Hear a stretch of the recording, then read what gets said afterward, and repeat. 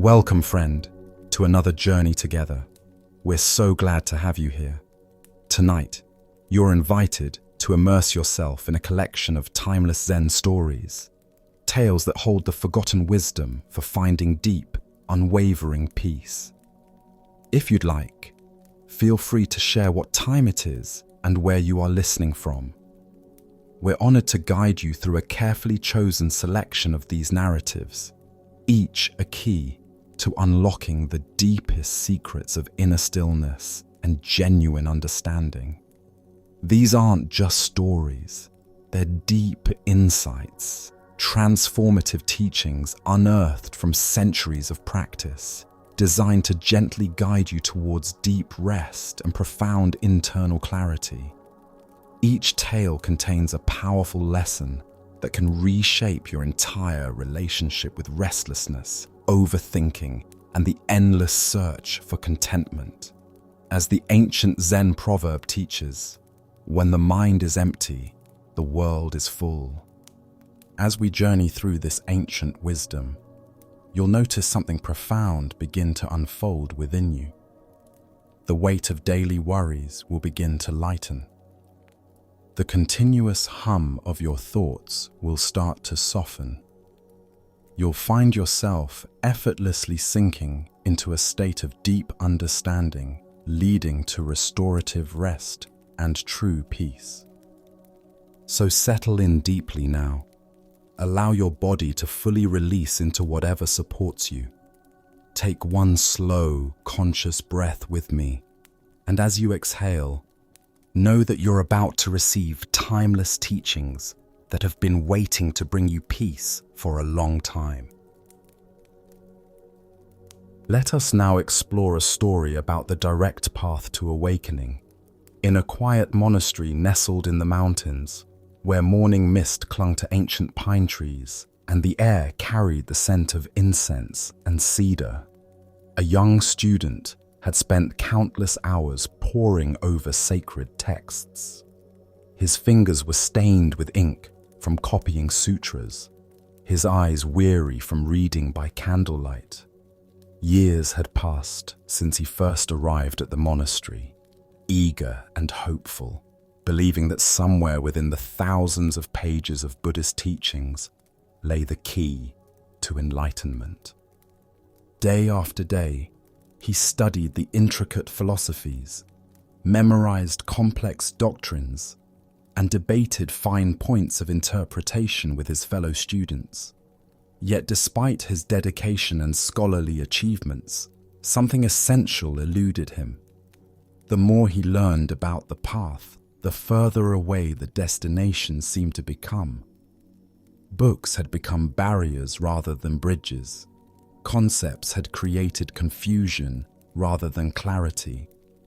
On this particular morning, frustration finally overwhelmed him. He gathered his courage and approached his Zen master's simple dwelling. The wooden floors creaked softly under his feet as he entered the sparse room where his teacher sat in quiet meditation. Sunlight filtered through paper screens, creating gentle patterns on the tatami mats.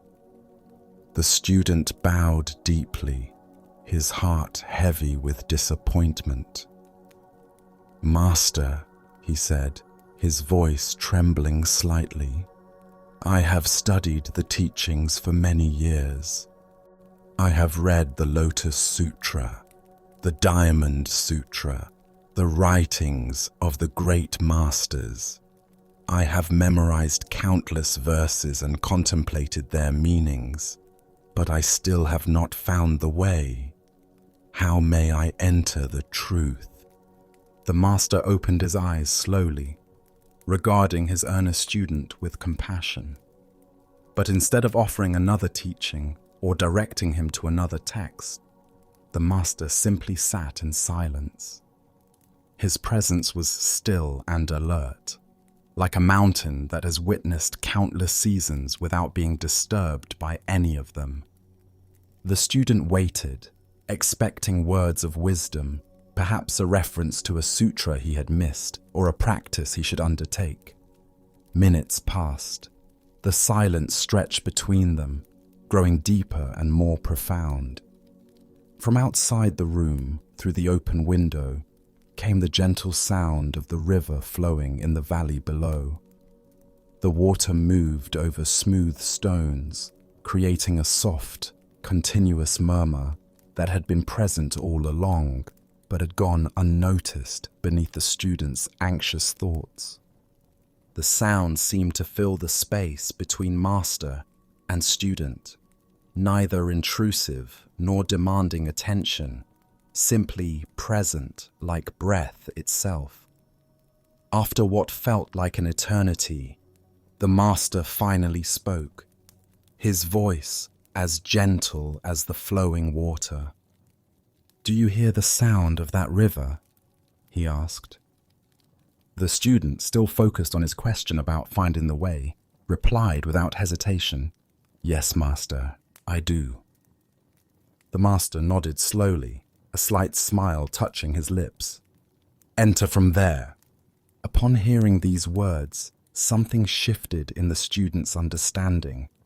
The sound of the river, which had been merely background noise, suddenly revealed itself as the very teaching he had been seeking. In that instant, he realized that truth had been flowing constantly around him and through him, as accessible as his own hearing, as immediate as this present moment. Buddha's wisdom reminds us, the teaching is like a finger pointing to the moon. Do not mistake the finger for the moon. This ancient insight illuminates the profound lesson hidden within the sound of the river. The student had spent years studying the finger, the words and concepts that point toward truth, while missing the moon itself, the direct experience of reality that exists beyond all conceptual understanding. Why do we become lost in the complexity of spiritual seeking when simplicity itself contains the answer? Zen Buddhism reveals several patterns that create this confusion. First is our addiction to complexity. The mind believes that profound truths must be difficult to understand, that enlightenment requires elaborate preparation and sophisticated knowledge. This belief creates what Zen calls making a problem where none exists. Second is our tendency to seek tomorrow what is available today. We imagine that awakening lies at the end of a long journey of accumulation, gathering more teachings, more experiences, more understanding. Yet the river of awareness flows right now, requiring no preparation or qualification to be heard. Third is our habit of looking away from the obvious. The most profound truths often hide in plain sight, so simple and immediate that our complex minds overlook them completely. We search for exotic wisdom while missing the ordinary miracle of consciousness itself. The river in this story represents the constant flow of pure awareness that underlies all experience. It flows whether we notice it or not, whether we understand it or not, whether we deserve it or not. This awareness is not something we achieve through study or practice. It is the very capacity that makes study and practice possible. Zen Master Huangpo taught, "The foolish reject what they see, not what they think. The wise reject what they think, not what they see." The student had been rejecting his direct experience in favor of his thoughts about experience, missing the immediate reality in favor of concepts about reality. Consider how often throughout your day you miss the river sounds of your own life. The breath moving through your body, the sensation of aliveness in your hands, the spacious awareness in which all thoughts and emotions arise and pass away. These are not preliminary practices leading to some future awakening. They are the awakening itself, available in each moment. The Buddha said, "Look within. You are the Buddha." This is not metaphorical encouragement, but literal instruction. The same awareness that knows the sound of the river is the Buddha nature that every teaching points toward. No amount of study can create this awareness because it is what makes study possible. No practice can produce it because it is what recognizes the results of practice. Tonight, as you rest in the quiet of this moment, can you hear the river sound of your own awareness? Not thinking about awareness, but the aware presence that knows these very words are being read. Can you enter from there, discovering that what you have been seeking has been present all along, as intimate as hearing itself? As the Buddha taught, what we are today comes from our thoughts of yesterday, and our present thoughts build our life of tomorrow. When we stop building elaborate thoughts about truth and simply rest in the immediate recognition of what is already present, we discover that seeking ends where listening begins. Our next story reveals the transparent nature of spiritual teaching through a moment of recognition on a mountain path. Master Dogo was known throughout the region as a teacher who possessed an unusual gift for revealing the essence of Zen through the most ordinary circumstances. Unlike many masters who relied on formal lectures or complex koans, Dogo had a way of pointing directly to truth through whatever presented itself in the natural flow of daily life. On this particular afternoon, Dogo was walking on the mountain with his devoted disciple, Zengen. They had been walking in companionable silence along a winding path that meandered through groves of ancient trees. The late spring air carried a sense of renewal and awakening. Cherry blossoms had recently fallen, carpeting the ground with delicate pink petals, and new growth was emerging everywhere they looked. As they climbed higher, the sweet, intoxicating fragrance of mountain laurel blossoms began to fill the air. The white and pink flowers clustered on bushes along the path, their perfume so rich and pervasive that it seemed to envelop the two travelers like an invisible embrace. Bees moved lazily among the blossoms, and butterflies danced in the dappled sunlight that filtered through the canopy above. Zengen had been studying with Master Dogo for several years, always hoping for some special transmission of wisdom, some secret teaching that would unlock the mysteries of Zen. He had heard stories of masters who possessed hidden knowledge, esoteric practices, and profound insights available only to their closest disciples. Often, he wondered when his teacher would finally share these deeper teachings with him. As they paused at a particularly beautiful spot, where the mountain laurel grew in thick, fragrant clusters, Master Dogo turned to his disciple with the casual air of someone making simple conversation. The question seemed to arise as naturally as the fragrance itself. "Do you smell the blossoms of the mountain laurel?" Dogo asked, his tone completely ordinary, as if inquiring about the weather or the time of day. Zengen, still thinking about hidden teachings and secret wisdom, replied straightforwardly, "Yes, Master, I do." Dogo paused, his eyes twinkling with gentle amusement. He looked directly at his student with an expression of complete openness and transparency. In that moment, his face reflected the same clarity as a still mountain lake, hiding nothing, concealing nothing, holding nothing back. "There," he said simply, gesturing to the fragrant air around them. "I have hidden nothing from you." In that instant, something profound shifted in Zengen's understanding. He realized that he had been searching for hidden treasures while standing in the middle of infinite wealth.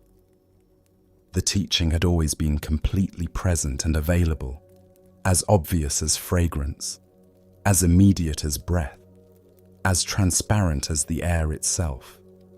There were no secret doctrines, no esoteric knowledge, no hidden wisdom beyond what was freely given in each moment. The Buddha once said, "Thousands of candles can be lighted from a single candle, and the life of the candle will not be shortened. Happiness never decreases by being shared." What emerges from this story is the recognition that genuine spiritual teaching holds nothing back, conceals nothing, and offers everything freely to anyone with the capacity to receive it. Why do we imagine that truth must be hidden, that wisdom must be earned through special qualifications or lengthy preparations? Zen Buddhism points to several illusions that create this misconception. First is our conditioned belief in scarcity. Having lived in a world where valuable things are hoarded, protected, and sold, we project this same logic onto spiritual truth, imagining that the most profound insights must be similarly rationed and restricted. Second is our attachment to specialness. The ego craves exclusive access to unique knowledge that sets us apart from others. This desire for spiritual superiority creates the fantasy that awakening belongs only to a chosen few who have discovered secret pathways unavailable to ordinary people. Third is our misunderstanding of the teacher-student relationship. We imagine that masters possess something we lack, that they hold wisdom we must somehow extract from them through proper behavior or sufficient devotion. This creates a dynamic of seeking and withholding rather than recognition and sharing. The mountain laurel fragrance represents the continuous availability of truth in our immediate experience. Like fragrance, wisdom cannot be hoarded or hidden. It naturally permeates everything it touches. The master's teaching is not something separate from the student's capacity to receive it. Both the fragrance and the nose that smells it arise together in the same moment of experience. Zen teacher Bankei Yotaku expressed this perfectly. You're perfectly free right from the start. You don't have to achieve freedom. The very idea that you have to achieve something is what keeps you from realizing that you're already free. This freedom is not hidden behind years of practice or esoteric knowledge. It is as present as the ability to smell mountain laurel. Consider the hidden in plain sight teachings available in your own life right now. The warmth of compassion when you comfort a friend. The spontaneous joy that arises when you witness beauty. The peace that naturally emerges in moments of quiet presence. These are not preliminary glimpses of some greater truth to come. They are the truth itself, offered freely, without qualification or reservation. The Buddha taught, "No one saves us but ourselves. No one can and no one may. We ourselves must walk the path." Yet this path is not a journey towards something absent, but a recognition of what is already fully present. The very capacity to walk is the destination itself. Modern life often trains us to believe that valuable teachings must be complex, expensive, or exclusive.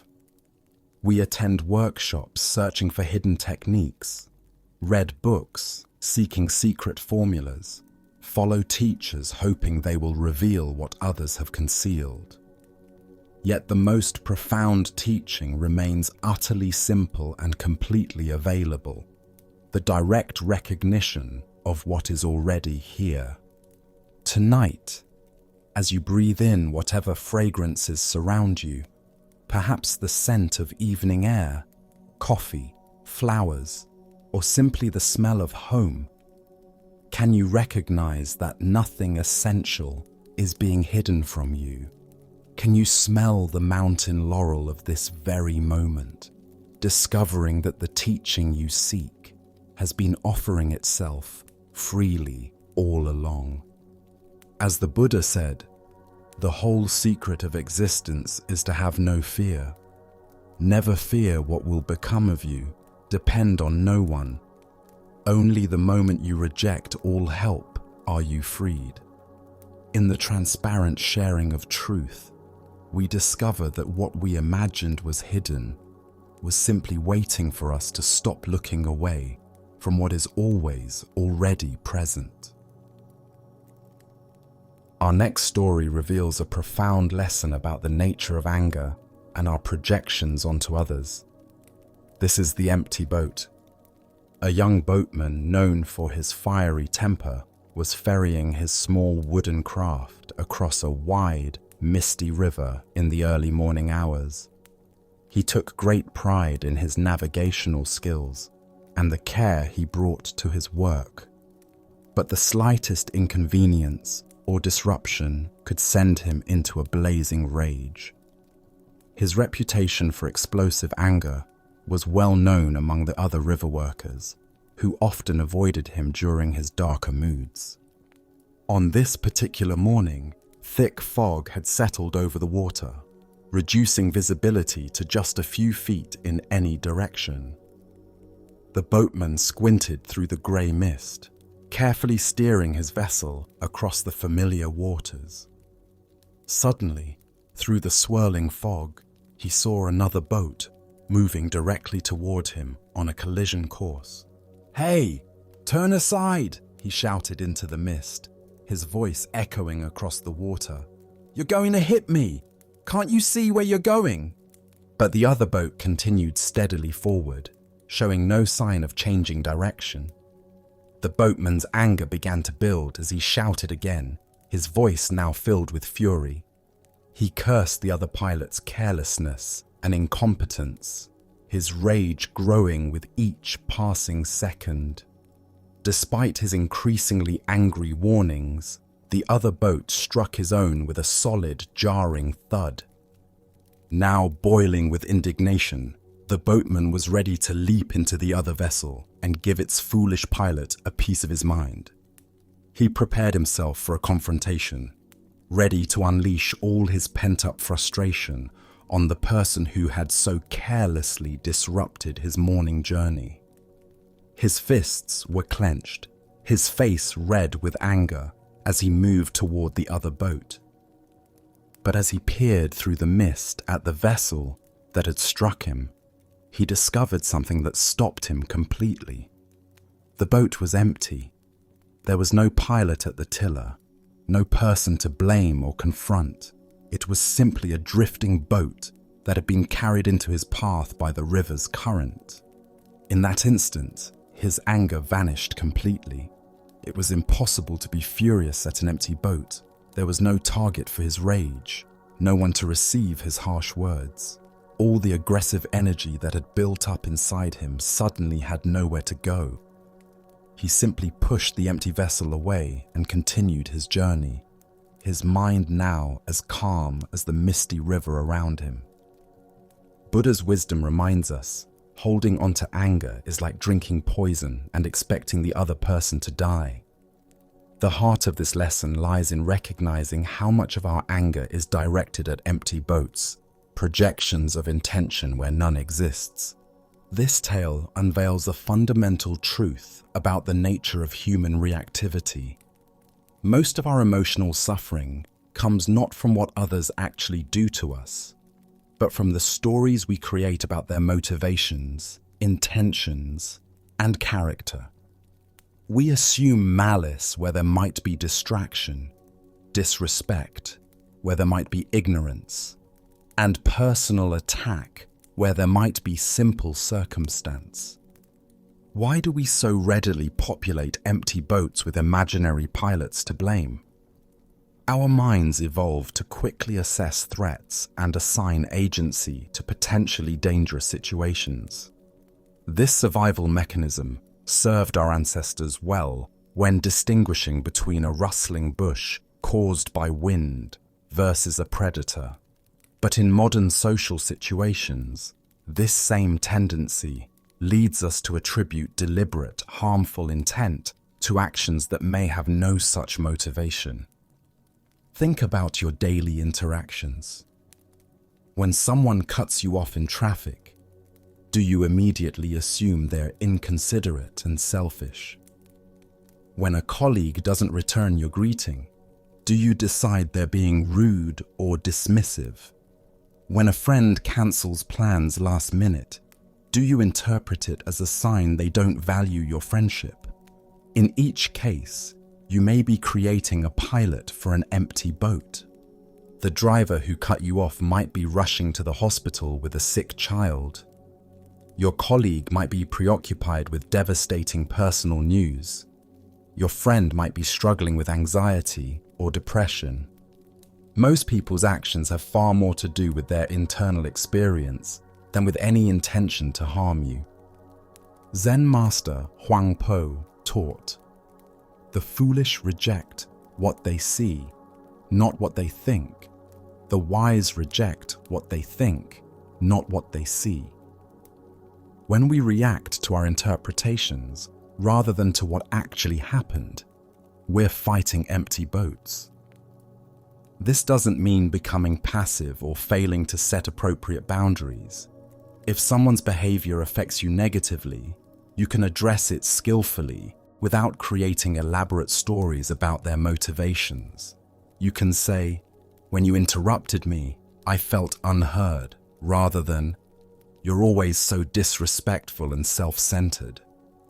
The practice involves pausing when anger arises and asking, "Am I reacting to what actually happened, or to the story I'm telling myself about what happened? Am I angry at a person's actions, or at the pilot I've imagined in their empty boat?" In Zen meditation, we learn to observe our thoughts and emotions as passing phenomena rather than absolute truths. When anger arises, instead of immediately believing and acting on it, we can notice, "Anger is here. What story is my mind creating? What am I assuming about this person's intentions?" The Buddha said, "You will not be punished for your anger. You will be punished by your anger." Each time we populate an empty boat with a malicious pilot, we create suffering for ourselves. Each time we remember that most boats are simply drifting with the current, we free ourselves from unnecessary reactivity. Tonight, as you reflect on recent moments of frustration or anger, can you identify which boats were truly piloted and which were empty? Can you feel the difference in your body between reacting to harmful intent versus responding to simple circumstance? As the Buddha taught, peace comes from within. Do not seek it without. When we stop fighting empty boats, we discover that peace was available all along. Now, let us explore a Zen story about the fluid nature of circumstances and the wisdom of withholding judgment. This is the tale of an old farmer and the art of living with uncertainty. In a remote valley surrounded by rolling mountains, an elderly farmer lives with his adult son in a simple farmhouse that has sheltered their family for generations.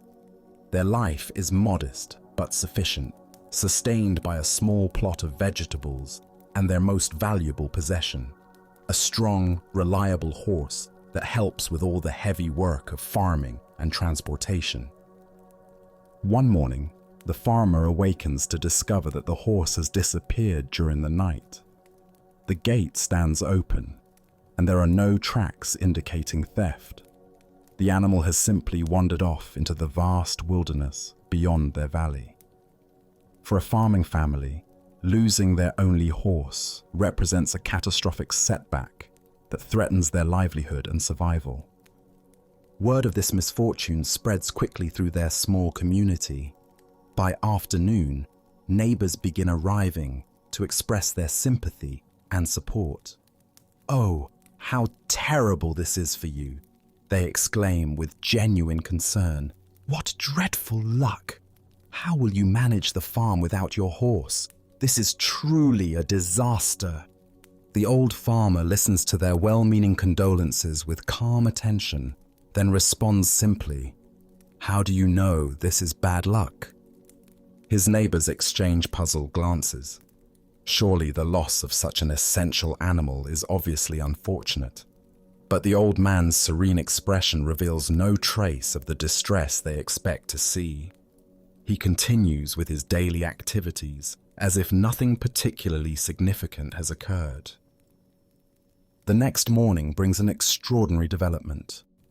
The missing horse returns, not alone, but followed by a small herd of wild horses, magnificent, powerful animals that have chosen to follow the domestic horse back to the farm.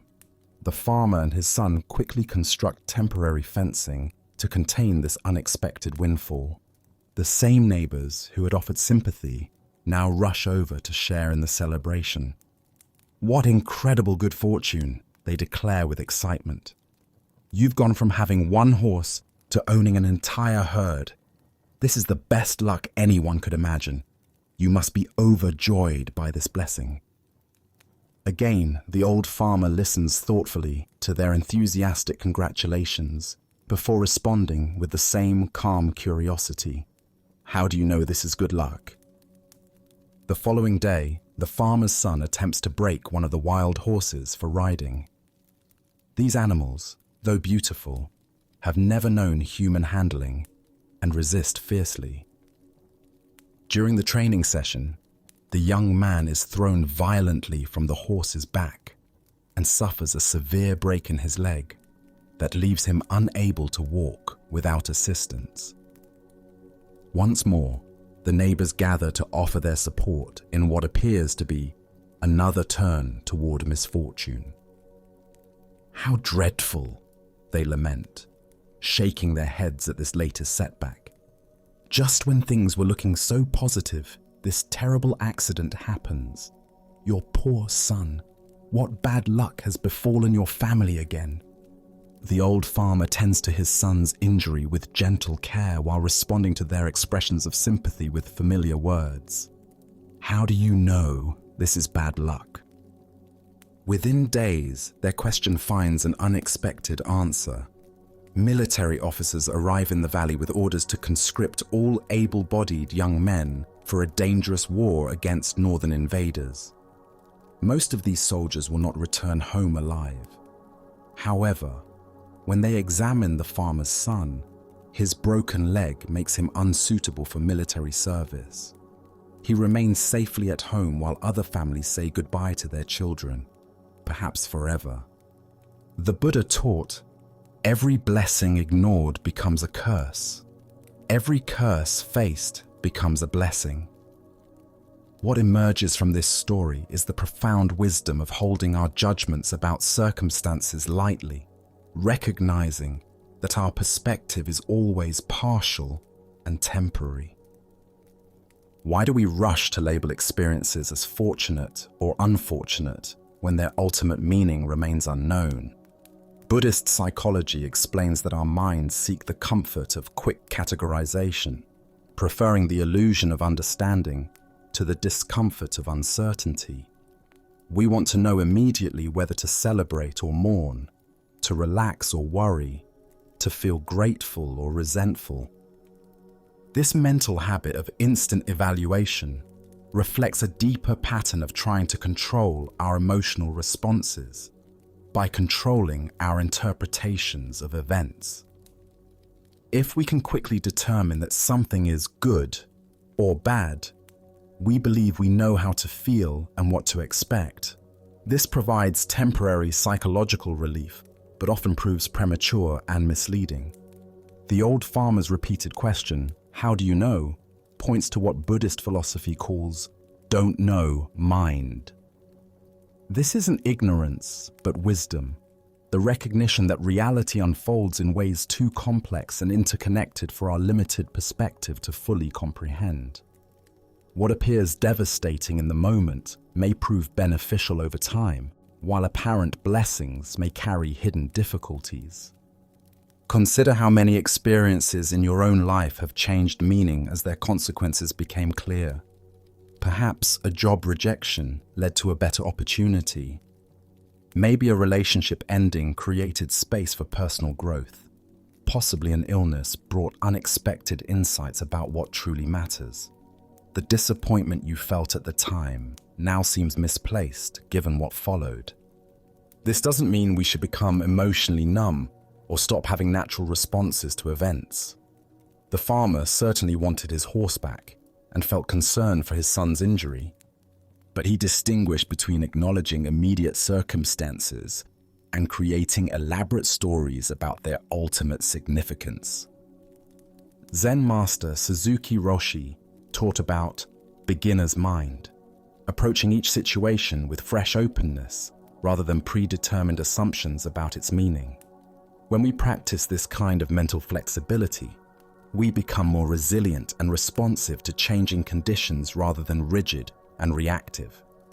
The art of living that this story illustrates involves developing what Buddhists call equanimity, the capacity to remain present and responsive regardless of whether circumstances align with our preferences. This isn't passive resignation, but dynamic engagement without attachment to specific outcomes. Buddhist teacher Pema Chodron describes this as learning to stay with the experience instead of immediately jumping to conclusions about what it means for our future happiness or security. When we can rest in not knowing, we often discover that our wisdom about how to respond emerges naturally from the situation itself. The farmer's approach also demonstrates tremendous faith, not in specific outcomes, but in the fundamental trustworthiness of life's process. He acts skillfully with whatever arises while remaining open to possibilities beyond his current understanding. Tonight, as you reflect on recent events you've labeled as fortunate or unfortunate, can you hold those judgments more lightly? Perhaps you'll discover that your peace of mind depends less on having good luck and more on developing the capacity to respond wisely to whatever unfolds. As the Buddha observed, everything changes, nothing remains without change. Let us continue our journey with a story about wisdom, acceptance, and the art of timing. This is Ikkyu and the Broken Cup. The young Zen student Ikkyu was known even as a child for his quick wit and profound understanding, qualities that would later make him one of Japan's most revered masters. At the time of our story, he was studying at Ankoku-ji Temple under the guidance of the head priest, a stern but compassionate teacher who valued both discipline and insight in his students. The head priest owned a very precious teacup, an ancient piece of ceramics that had been passed down through generations of temple masters. It was a rare and beautiful work of art, with delicate brushwork and a subtle glaze that seemed to capture light in its depths.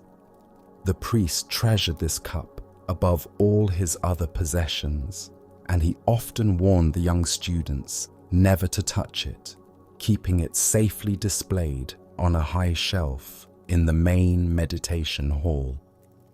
One cold winter day, Ikkyu and his fellow students were playing quietly in the main room while their teacher was away on temple business. The ancient wooden floors creaked softly under their feet, and the late afternoon light filtered through the paper screens, casting long shadows across the tatami mats. In their youthful enthusiasm, the boys were perhaps a bit too energetic in their games. As Ikkyu moved quickly to catch a small ball they were tossing back and forth, he accidentally knocked against the shelf where the precious cup sat. Time seemed to slow as he watched the treasured vessel fall through the air and shatter into several pieces on the stone floor below. The sharp sound of breaking ceramic echoed through the quiet hall like a bell announcing disaster. The other boys froze in terror, their faces pale with fear. They knew well the head priest's attachment to this cup and could already imagine his anger when he discovered what had happened. Some of the younger students began to whisper anxiously about what punishment might await them all. But instead of panicking or trying to hide the evidence, Ikkyu remained remarkably calm. He quietly gathered the broken pieces, carefully examining each fragment before tucking them into the wide sleeve of his robe. Then he called his fellow students to sit with him in meditation posture, asking them to remain peaceful and centered. When they heard the sound of their teacher's footsteps returning to the temple, Ikkyu instructed them to stay exactly where they were. The head priest entered the room and immediately noticed that his prized cup was missing from its usual place. His eyes swept the room, taking in the unusually still and formal posture of his students. Before he could grow angry or begin questioning them, young Ikkyu approached him with a serene expression, his hands respectfully positioned behind his back. "Master," Ikkyu asked with genuine curiosity and respect, "why is it that all things must eventually die?"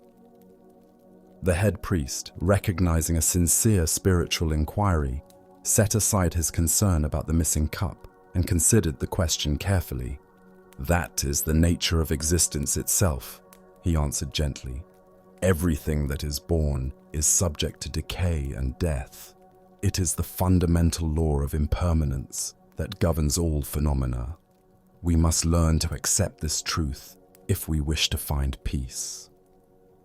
At that moment, Ikkyu brought the broken pieces of the teacup from behind his back and presented them to his master with a slight bow. "Master," he said with perfect composure and deep understanding, "it was time for your cup to die." The head priest looked at the shattered fragments, then into the young boy's clear, untroubled eyes. He saw no malice, carelessness, or fear, only a profound acceptance of the very teaching he had just articulated. Instead of becoming angry, a slow smile spread across his weathered face, and he began to laugh softly. As the Buddha observed, of all footprints, that of the elephant is supreme. Similarly, of all meditative themes, that on death is supreme. What emerges from this story is a teaching about the relationship between wisdom and timing, between understanding impermanence intellectually and embodying it when life demands it. The deeper lesson here illuminates how genuine spiritual understanding transforms our relationship to loss and change. Ikkyu didn't break the cup deliberately, but when the accident occurred, he neither denied the reality nor became paralyzed by fear. Instead, he used the moment as an opportunity to demonstrate and deepen everyone's understanding of a fundamental Buddhist truth. This pattern reveals itself throughout our lives when we cling to objects, relationships, or circumstances as if they were permanent. We invest our sense of security in things that are, by their very nature, temporary.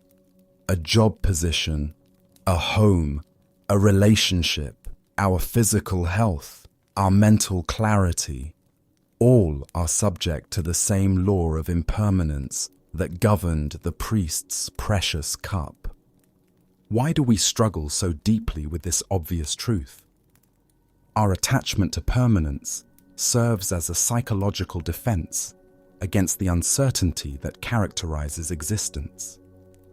We convince ourselves that if we can just control enough variables, maintain our possessions carefully enough, or love deeply enough, we can somehow exempt ourselves and what we cherish from the universal law of change.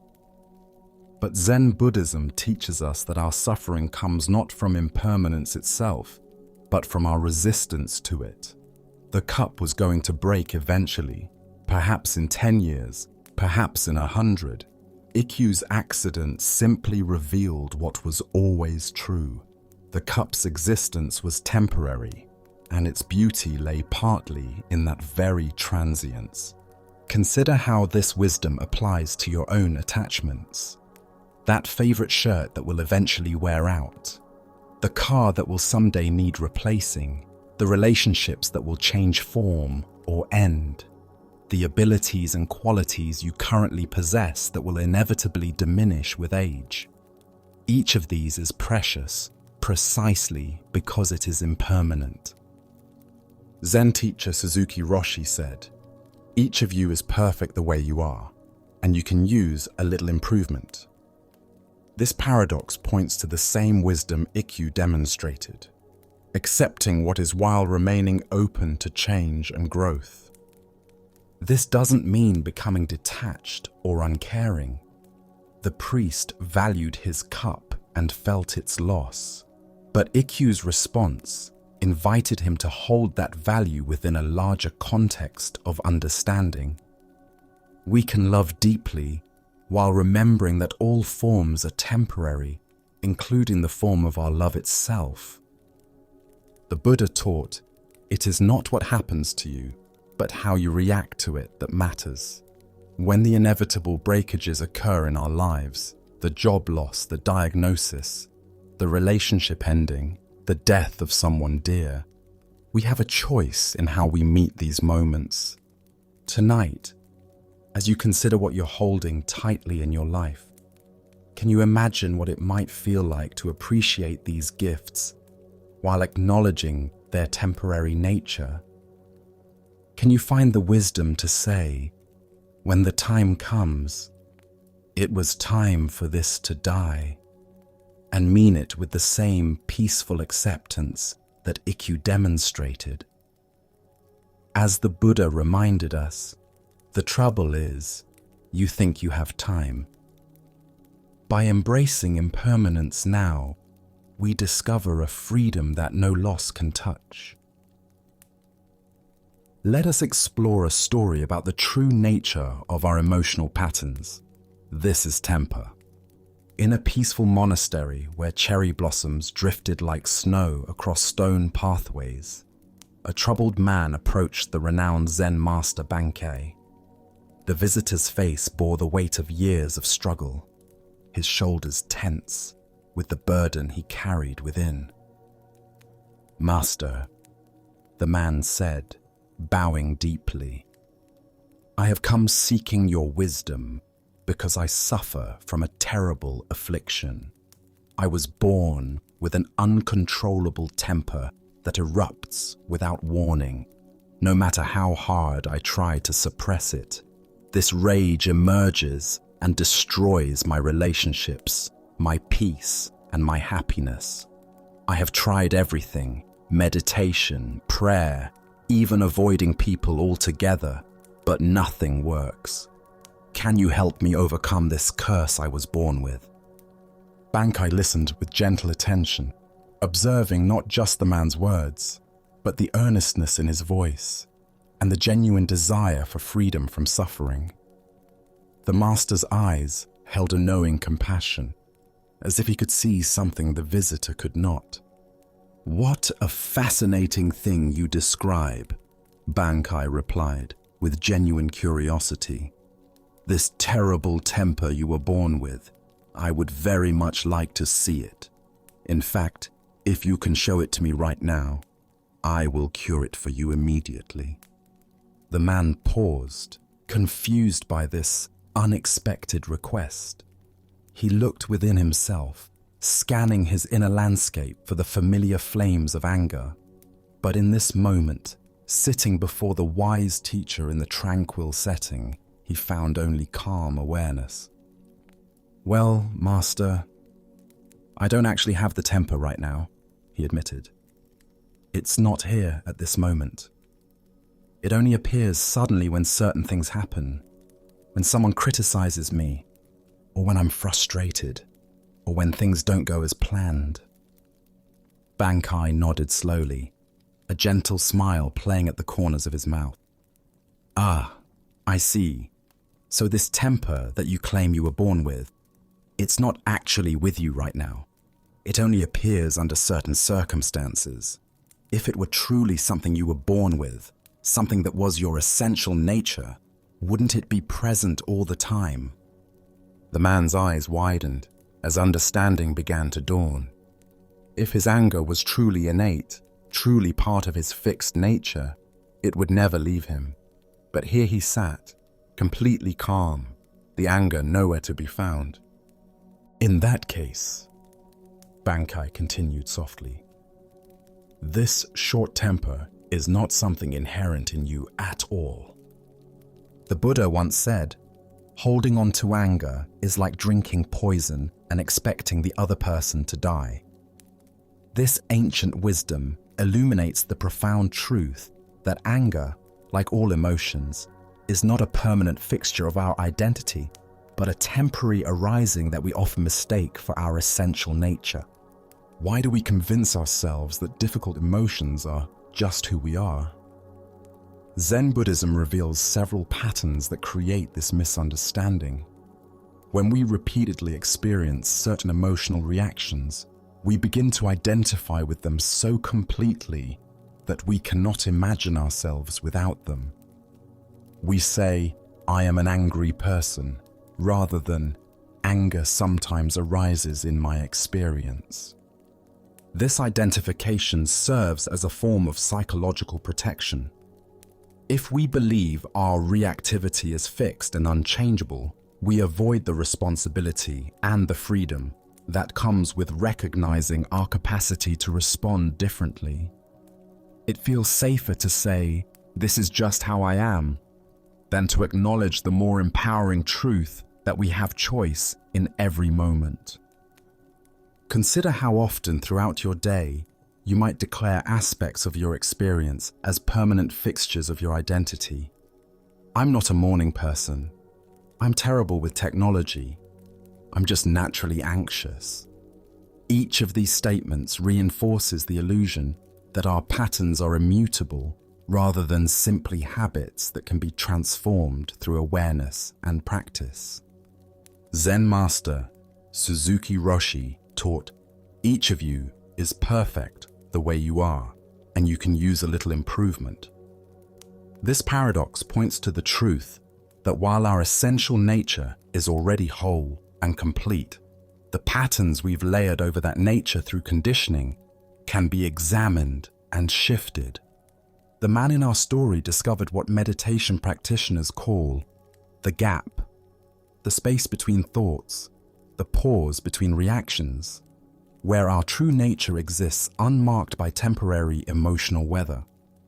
In that gap, he could see clearly that anger was not his identity, but simply a conditioned response that arose under certain circumstances.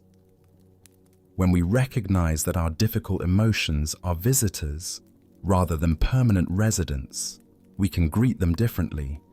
Instead of, "I am angry," we might observe, "Anger is arising." This subtle shift creates space for the emotion to be present without consuming our entire identity. Tonight, as you reflect on the patterns you might have labeled as just who you are, can you find the spaces where these patterns are absent?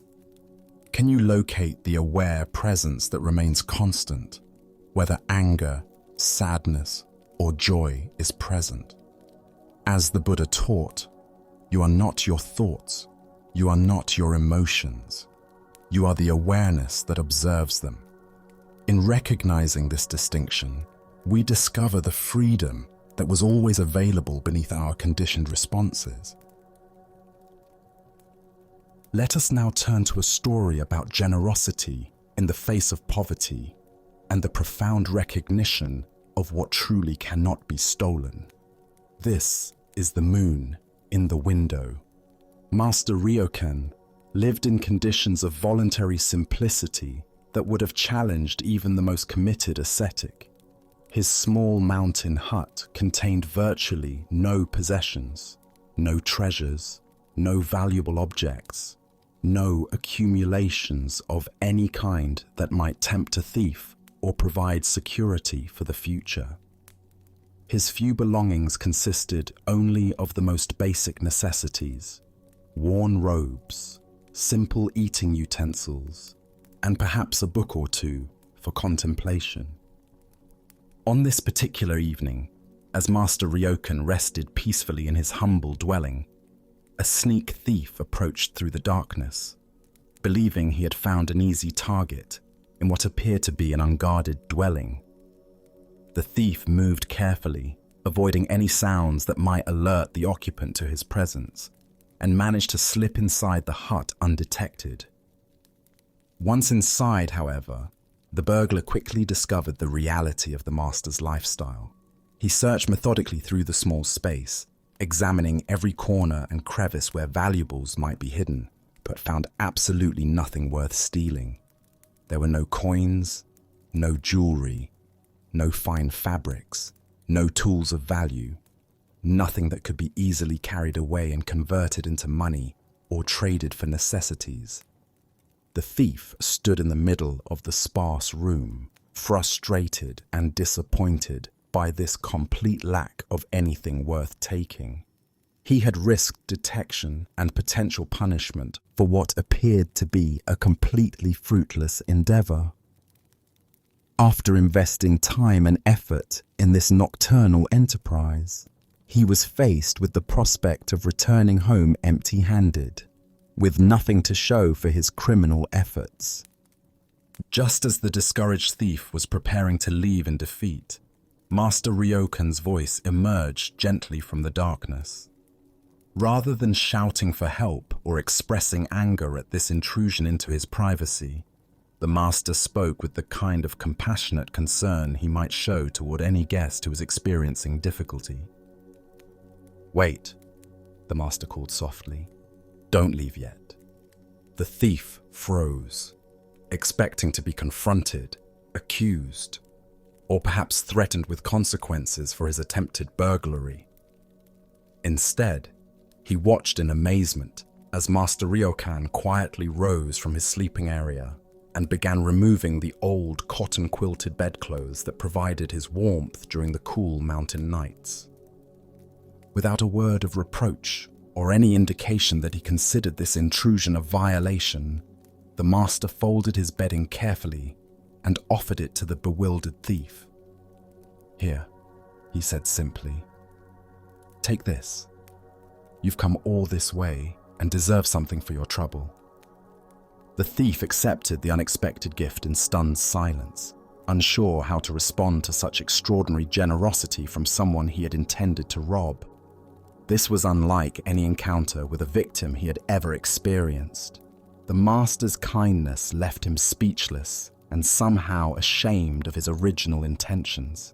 As the confused burglar departed with the master's bedding, Master Ryokan stood in his doorway and noticed that the moon had risen over the eastern mountains, casting its serene light across the landscape. The beauty of this sight inspired him to compose a traditional waka poem that captured both his physical situation and his spiritual understanding. Left untouched by the thief in his haste, the moon in the window. Buddha spoke of this when he said, "Thousands of candles can be lighted from a single candle, and the life of the candle will not be shortened. Happiness never decreases by being shared." This tale unveils a teaching about the difference between material wealth and true abundance, and the recognition that our deepest treasures cannot be taken by any external force. This ancient wisdom illuminates our relationship with possession, security, and the fear of loss that dominates so much of human experience. Master Ryokan's response to the thief reveals someone who understood that genuine wealth consists not in what we accumulate, but in our capacity for generosity, compassion, and appreciation of beauty that requires no ownership. The master's immediate impulse to give something to the disappointed thief demonstrates a revolutionary understanding of abundance. Rather than feeling victimized by someone who had tried to take from him, he experienced concern for someone who seemed to be in need. His poverty became a source of generosity rather than a reason for defensiveness or fear. Why do we typically respond to attempted theft with anger, outrage, and desire for punishment rather than compassion for the thief's desperation? This reaction stems from our identification with our possessions as extensions of ourselves, and our belief that being robbed somehow diminishes our worth or security. But Master Ryokan's response suggests a different relationship with material goods, one based on stewardship rather than attachment. His poem about the moon reveals the profound teaching at the heart of this story. The thief could take material objects, but could never steal the master's appreciation of beauty, his capacity for wonder, his ability to find joy in simple, natural phenomena. These internal treasures, peace, contentment, aesthetic sensitivity, remain completely beyond the reach of any external threat. The image of the moon in the window represents all the gifts that life offers freely to anyone with eyes to see them: beauty, mystery, natural wonder, and the kind of wealth that increases rather than decreases when shared. The thief left with fabric that would eventually wear out, but the master retained access to beauty that would never diminish, and joy that no one could take away. This teaching reveals the difference between having and being. Material possessions require constant protection, can be lost or stolen, and often create more anxiety than genuine security. But the qualities of consciousness that Master Ryokan embodied, generosity, peace, appreciation, become stronger through expression rather than weaker through sharing. We can observe similar dynamics in our own relationship with loss and theft. When someone takes something from us, do we focus primarily on what we've lost, or on our capacity to respond with wisdom and compassion? Can we recognize opportunities to practice generosity even in situations that initially seem to call for defensive reactions? The story also points us toward understanding true security. Master Ryokan felt safe not because he had elaborate locks or security systems, but because he had nothing worth stealing in conventional terms and everything worth having in spiritual terms. His security came from inner abundance rather than external accumulation. Zen practice cultivates what might be called non-possessive appreciation, the ability to enjoy beauty and goodness without needing to own or control them. When we can appreciate the moon without needing to possess it, we access a form of wealth that no economic conditions can threaten. Additionally, our minds tend to assume that voluntary simplicity means deprivation or sacrifice. But Master Ryokan's story suggests the opposite, that reducing our attachment to material accumulation can actually increase our access to the forms of wealth that truly matter.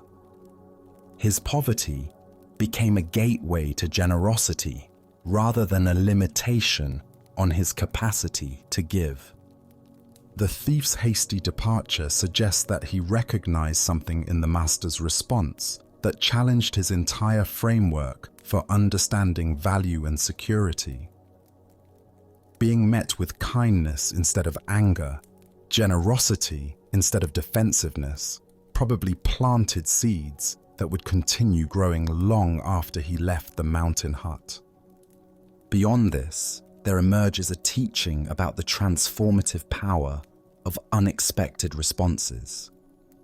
By meeting attempted theft with spontaneous giving, Master Ryokan created a moment of grace that had the potential to change not only the thief's immediate experience, but his entire understanding of human nature and the possibilities for positive interaction.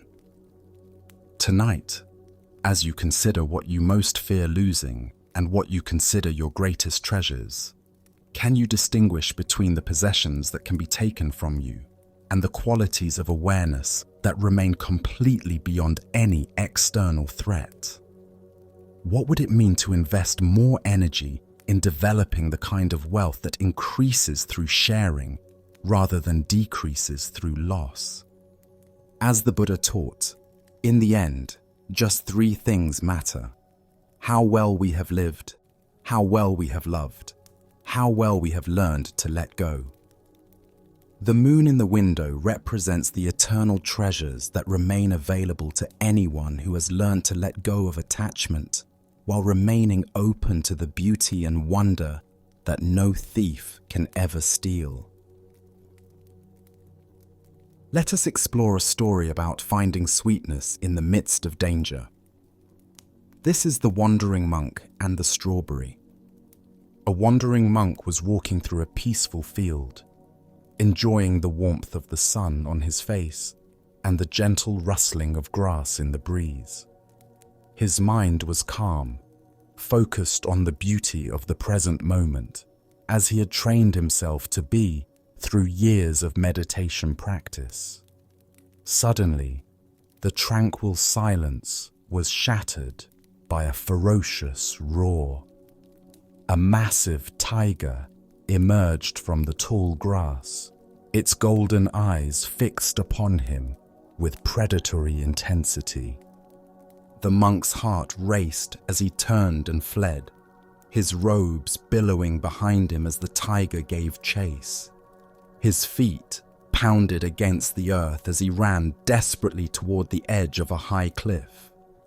With no other path available and the tiger closing in behind him, he spotted a thick vine hanging over the precipice.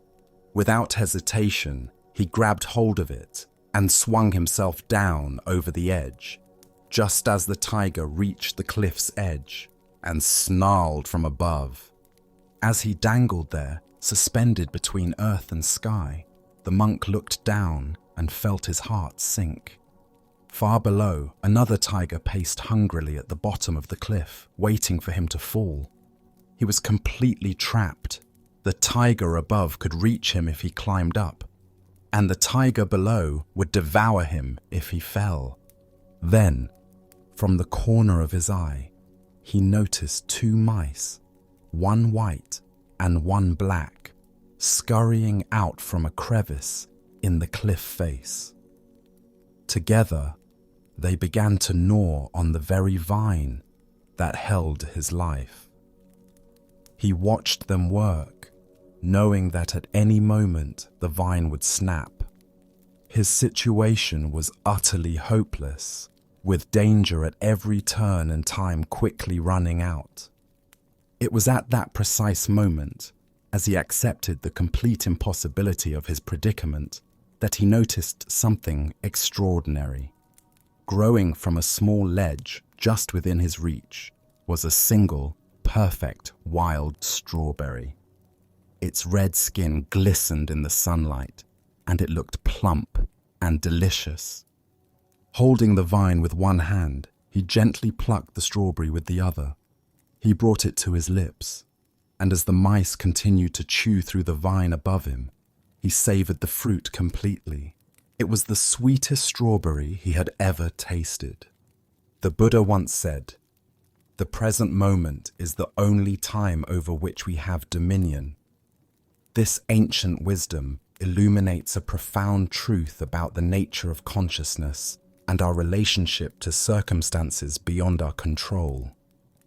The deeper teaching here reveals that life perpetually places us between tigers, the regrets and wounds of our past above us, and the fears and anxieties of our future below.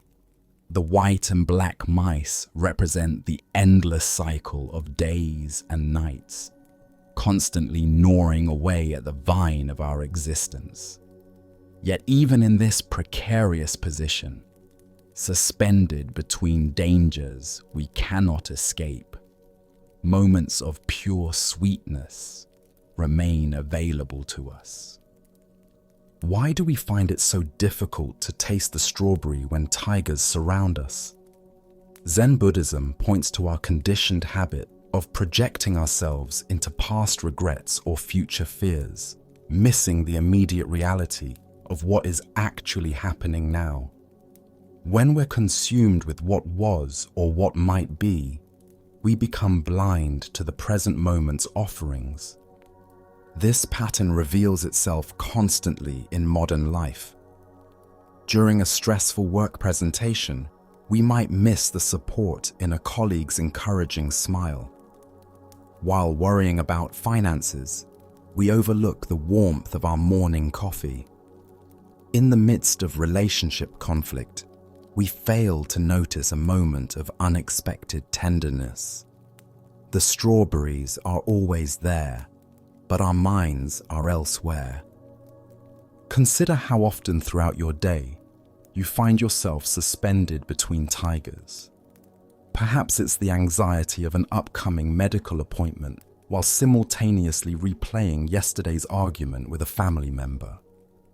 Or the stress of work deadlines combined with worries about aging parents. In these moments, what strawberries might you be missing? The sound of rain against your window, the comfort of a warm sweater, the simple miracle of your breath flowing in and out. Zen teacher Thich Nhat Hanh spoke of this when he said, "Thanks to impermanence, everything is possible." The very transience that makes our situation precarious, the gnawing mice, the waiting tigers, also makes each moment precious and unique. The strawberry's sweetness is intensified by the brevity of the experience. In Zen practice, we cultivate what might be called strawberry mind, the capacity to fully receive whatever sweetness is available, even when surrounded by difficulty. This doesn't mean denying our challenges or pretending everything is fine. Rather, it means developing the ability to hold both realities simultaneously, acknowledging our vulnerable position while remaining open to unexpected gifts. The Buddha taught, "Do not believe in anything simply because you have heard it. Do not believe in anything simply because it is spoken and rumored by many. But after observation and analysis, when you find that anything agrees with reason and is conducive to the good and benefit of one and all, then accept it and live up to it." When we observe our experience closely, we discover that even in our most difficult moments, elements of beauty, connection, and wonder continue to present themselves. Tonight, as you reflect on the challenges that feel like tigers in your life, can you also notice what strawberries are within reach? Perhaps it's the softness of your pillow, the quiet of the evening, or simply the remarkable fact that you're alive to experience this moment at all. As the Buddha reminded us, every morning we are born again. What we do today matters most. Each moment offers a new strawberry waiting to be savored. Let us keep going on our journey. The following story reveals the difference between helping and holding on. This is the lesson of the two monks and the woman at the river. Two monks were traveling together along a mountain path, making their way to a distant monastery where they planned to continue their studies. Both were dedicated practitioners who had taken strict vows as part of their spiritual training. including a vow to avoid all physical contact with women. This wasn't born from disrespect, but from their understanding that such discipline helped maintain focus on their spiritual development. As they approached a swollen river where the usual bridge had been damaged by recent storms, they encountered a young woman standing uncertainly at the water's edge. The current was strong and treacherous, filled with debris from the mountain runoff, and she was clearly afraid to attempt crossing alone. "Please, honored monks," she called to them, "could one of you help me cross this dangerous water? I'm not strong enough to make it safely on my own." One of the monks immediately tensed, his mind racing through their monastic rules and the potential complications of this situation. Physical contact with women was explicitly forbidden, and he began formulating explanations for why they couldn't help, perhaps suggestions for alternative solutions that wouldn't require breaking their vows. The other monk, however, took one look at the woman's predicament and the genuine danger she faced, and made a different choice. Without hesitation or lengthy deliberation, he walked to her side and gently lifted her onto his shoulders. He carried her carefully across the treacherous current, ensuring her safety with each step, and set her down gently on the far bank. "Thank you so much," she said gratefully, bowing to both monks before continuing on her way. The two monks resumed their journey, but the atmosphere between them had changed dramatically. The first monk walked in increasingly agitated silence, his mind churning with thoughts about what he had witnessed. As the hours passed, his internal tension grew until finally he could no longer contain his distress. "Brother," he burst out, unable to hold his silence any longer, "I cannot understand your behavior back at the river. Our spiritual training explicitly teaches us to avoid any physical contact with women. Yet you picked that woman up onto your shoulders and carried her across the water. How could you so blatantly violate our sacred vows?" His companion looked at him with gentle surprise and responded with perfect simplicity. "Brother, I set her down on the other side of the river hours ago, but you are still carrying her." Buddha's wisdom teaches us, holding on to anger is like grasping a hot coal with the intent of throwing it at someone else. You are the one who gets burned. This tale unveils the profound difference between compassionate action and mental attachment, between responding to present needs and carrying past events. Why do we often carry situations long after they've ended, replaying scenarios and nursing grievances that only exist in our own minds? Zen Buddhism reveals that much of our suffering comes not from what happens to us, but from our inability to release experiences once they've passed. The first monk's agitation demonstrates how rigid adherence to rules can sometimes conflict with the compassionate spirit that inspired those rules originally. His fellow monk saw a person in danger and responded with immediate kindness, then completely released the incident. But the first monk carried the event for hours, letting it grow heavier with each step. Consider your own tendency to replay past conversations, nurse old grievances, or mentally rehearse scenarios that have already ended. How much of your mental energy goes toward carrying situations that exist now only in memory? The woman crossed the river in minutes, but the monk carried her for hours through his own thoughts. This teaching applies to far more than dramatic violations of rules. We carry harsh words someone spoke years ago, mistakes we made decades past, embarrassing moments that no one else even remembers. Meanwhile, the present moment, rich with possibility and actual experience, goes unnoticed because we're too busy carrying ghosts from the past. In Zen practice, we learn to distinguish between appropriate action and unnecessary attachment. The second monk helped when help was needed, then moved on completely. He didn't dwell on whether he'd made the right choice, worry about others' opinions, or replay the incident endlessly in his mind. Zen master Thich Nhat Hanh taught, thanks to impermanence, everything is possible. The river crossing was impermanent. It began, served its purpose, and ended. Only the first monk's attachment to the event gave it ongoing existence in the form of mental suffering. The Buddha said, "Let go of what has passed. Let go of what may come. Let go of what is happening now. Don't try to figure anything out. Don't try to make anything happen. Relax, right now, and rest." This teaching points directly to the freedom available when we stop carrying experiences beyond their natural lifespan. Look deeply at what you might be carrying unnecessarily. Old resentments, past failures, conversations that upset you, decisions you regret. All of these exist now only because you continue to pick them up and carry them.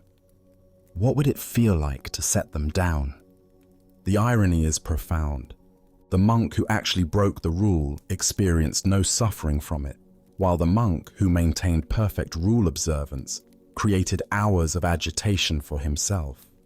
This reveals that suffering often comes not from our actions, but from our thoughts about our actions.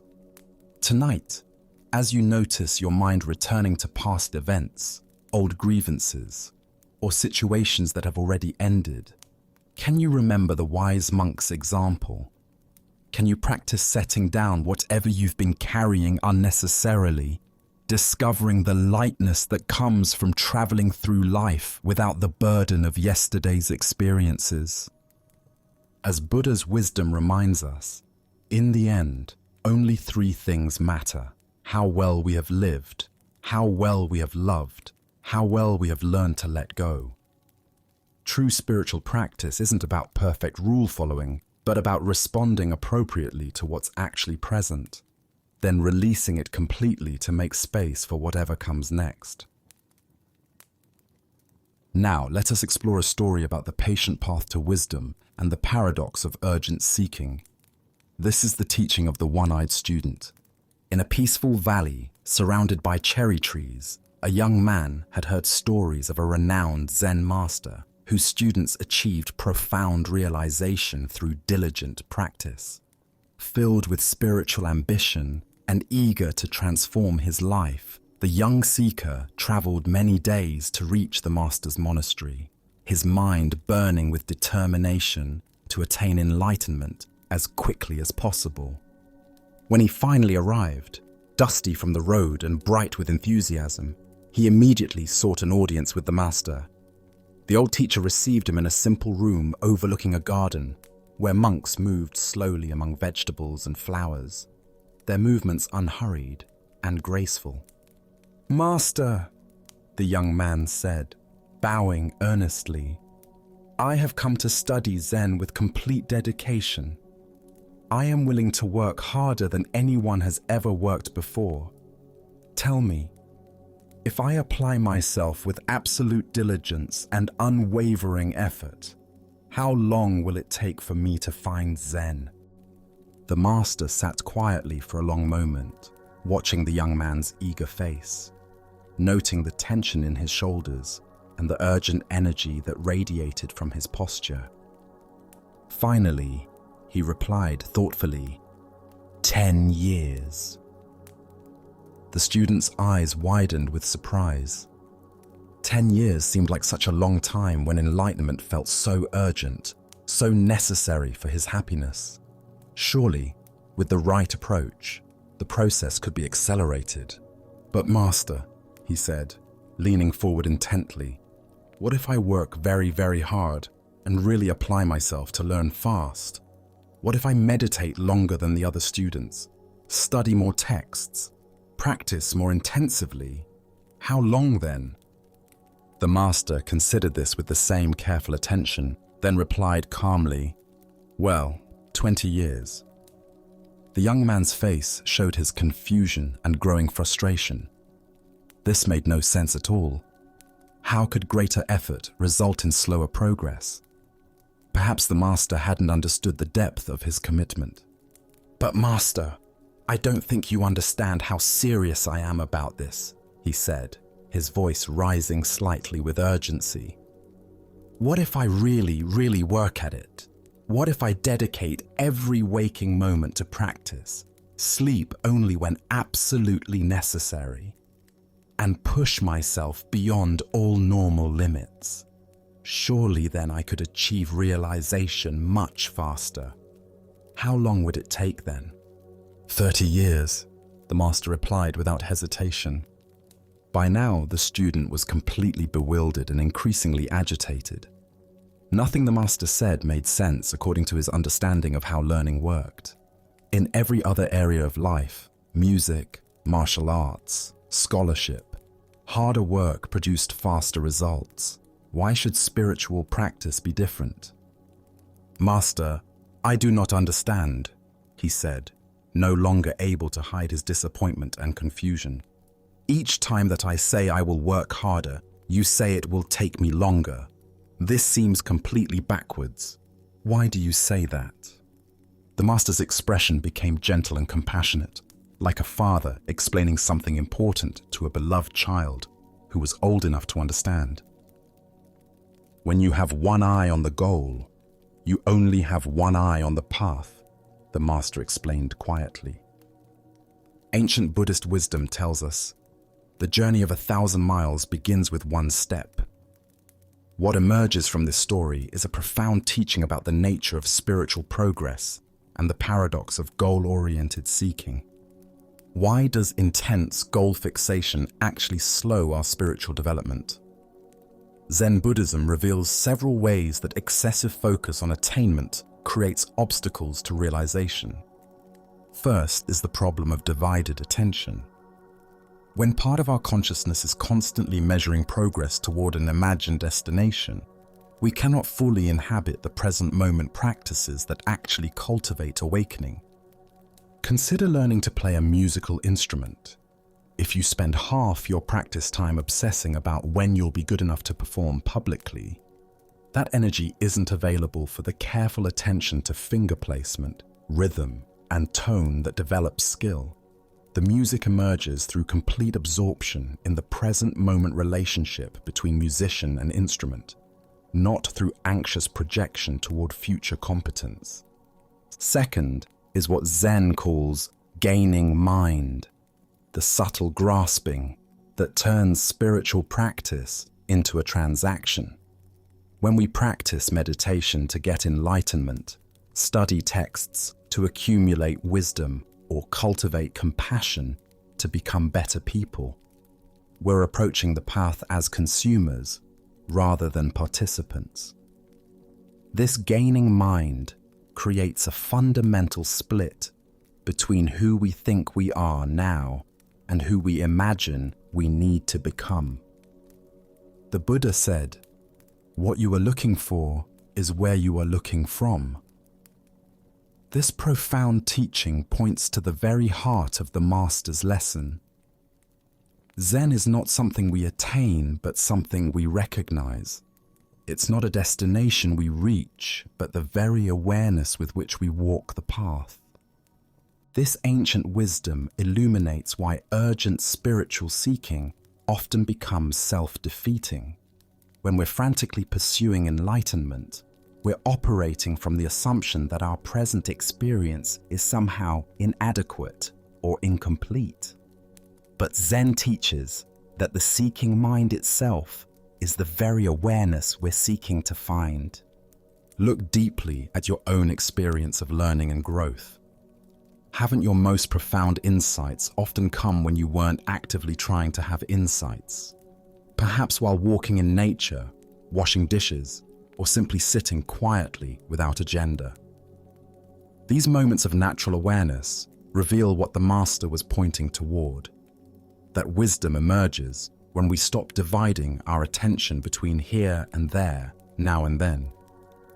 Zen master Huang Po taught, "Your everyday mind, that is the way." This teaching invites us to examine our relationship to spiritual practice itself. Are we practicing to become someone different, or are we practicing to recognize who we already are? Are we walking the path to get somewhere else, or are we discovering that the path itself is the destination? The student's error wasn't his desire for realization, but his assumption that it existed somewhere other than in his present moment experience. Each time he proposed working harder, he was actually moving further from the natural awareness that practice reveals. Like trying to catch your own shadow by running faster, the more urgently you chase it, the more it seems to flee. In Zen practice, we cultivate what's called just sitting. Meditation without gaining mind, without agenda, without dividing attention between practice and goal. This doesn't mean we become passive or lose our dedication. Instead, we bring wholehearted attention to each moment of practice, allowing insights to emerge naturally rather than forcing them through willful effort. Consider how this teaching might apply to other areas of your life. Perhaps in relationships, where trying too hard to be loved often pushes others away, or in creative work, where forcing inspiration typically produces stilted results, while relaxed attention allows natural creativity to flow. Tonight, as you notice your mind racing toward imagined destinations, the person you want to become, the peace you want to find, the understanding you want to achieve, can you remember the Master's teaching? Can you gently return both eyes to the path, discovering that the journey itself contains everything you thought you were seeking at its end? Buddha spoke of this when he said, "There is no way to happiness. Happiness is the way." By walking the path with undivided attention, we discover that what we thought lay at its end was present in every step. As we continue our journey through the wisdom of Zen Buddhism, let us explore a story about transforming our relationship with suffering. This is the tale of the salt and the lake. In a quiet monastery nestled among rolling hills, there lived an aging master, renowned for his patience and wisdom. Among his students was a young apprentice whose heart had become heavy with complaints about life's difficulties. Each morning, the apprentice would arrive with fresh grievances. "Master, why is life so hard? Yesterday, my meditation was disturbed by noise. Today, my back aches from the hard floor. When will this suffering end?" His voice carried the weight of someone who had catalogued every small discomfort until they had grown into an overwhelming burden. The master listened with infinite patience, but as days turned to weeks, he recognized that words alone would not shift his student's perspective. One crisp morning, as golden sunlight streamed through their simple dwelling, the master made an unusual request. "My dear student," he said gently, "I need you to go to the kitchen and bring me some salt. Just a handful will suffice." The apprentice, puzzled by this simple task, nonetheless obeyed. He returned with cupped palms containing coarse white crystals. "Now," the master instructed, producing a small glass of water, "place all of that salt into this glass and drink it." The young man hesitated. "Master, that seems like far too much salt for such a small amount of water." "Trust the process," the master replied. "Drink." The apprentice poured the salt into the glass, watching the crystals dissolve into a cloudy, unappetizing mixture. He lifted it to his lips and took a large gulp, immediately grimacing as the intensely bitter taste filled his mouth. "How does it taste?" the master asked. "Bitter," the apprentice spat. "Terribly, overwhelmingly bitter. I can barely stand it." The master chuckled softly. "Excellent. Now bring that same amount of salt and come with me." Together, they walked in contemplative silence until they reached the shores of a pristine mountain lake. The water stretched before them like a mirror, reflecting the sky so perfectly that it was difficult to tell where earth ended and heaven began. "Now," the master said, "place this handful of salt into the lake." The apprentice waded into the shallow water and opened his hands, watching as the salt crystals scattered across the lake's surface, quickly dissolving without leaving any visible trace. "Drink from the lake," the master instructed. The young man cupped the lake water in his hands and brought it to his lips. The water was clean, refreshing, with the pure taste of mountain streams. "How does it taste?" the master asked. "Much fresher," the apprentice replied, genuinely surprised. "Clean and pure." "Do you taste the salt?" the master inquired gently. The student paused, paying careful attention. "No," he said slowly. "I don't taste any salt at all." The master sat beside his student on a smooth stone at the water's edge.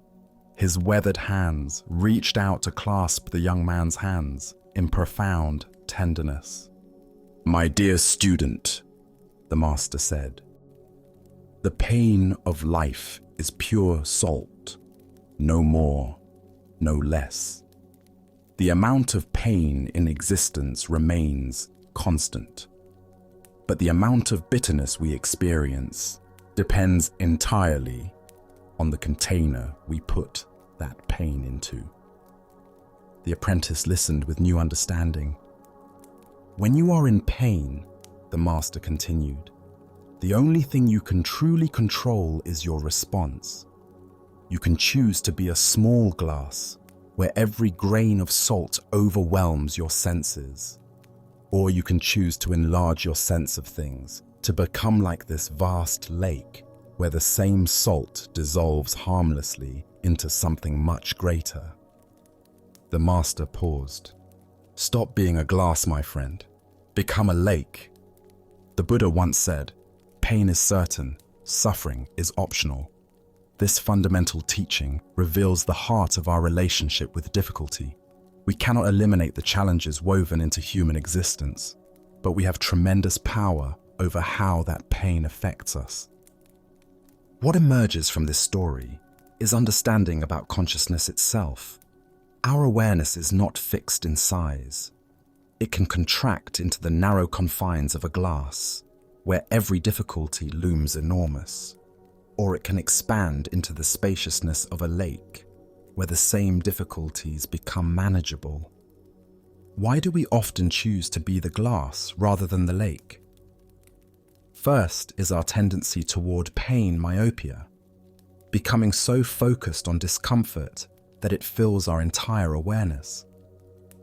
Second is our habit of story proliferation, taking a single, painful event and creating elaborate narratives about how unfair life is. Third is the comparing mind, measuring our pain against an imaginary standard of how life should be. The lake perspective doesn't minimize genuine pain or suggest passivity. Rather, it offers a skillful way of relating to inevitable challenges that doesn't compound them with unnecessary suffering.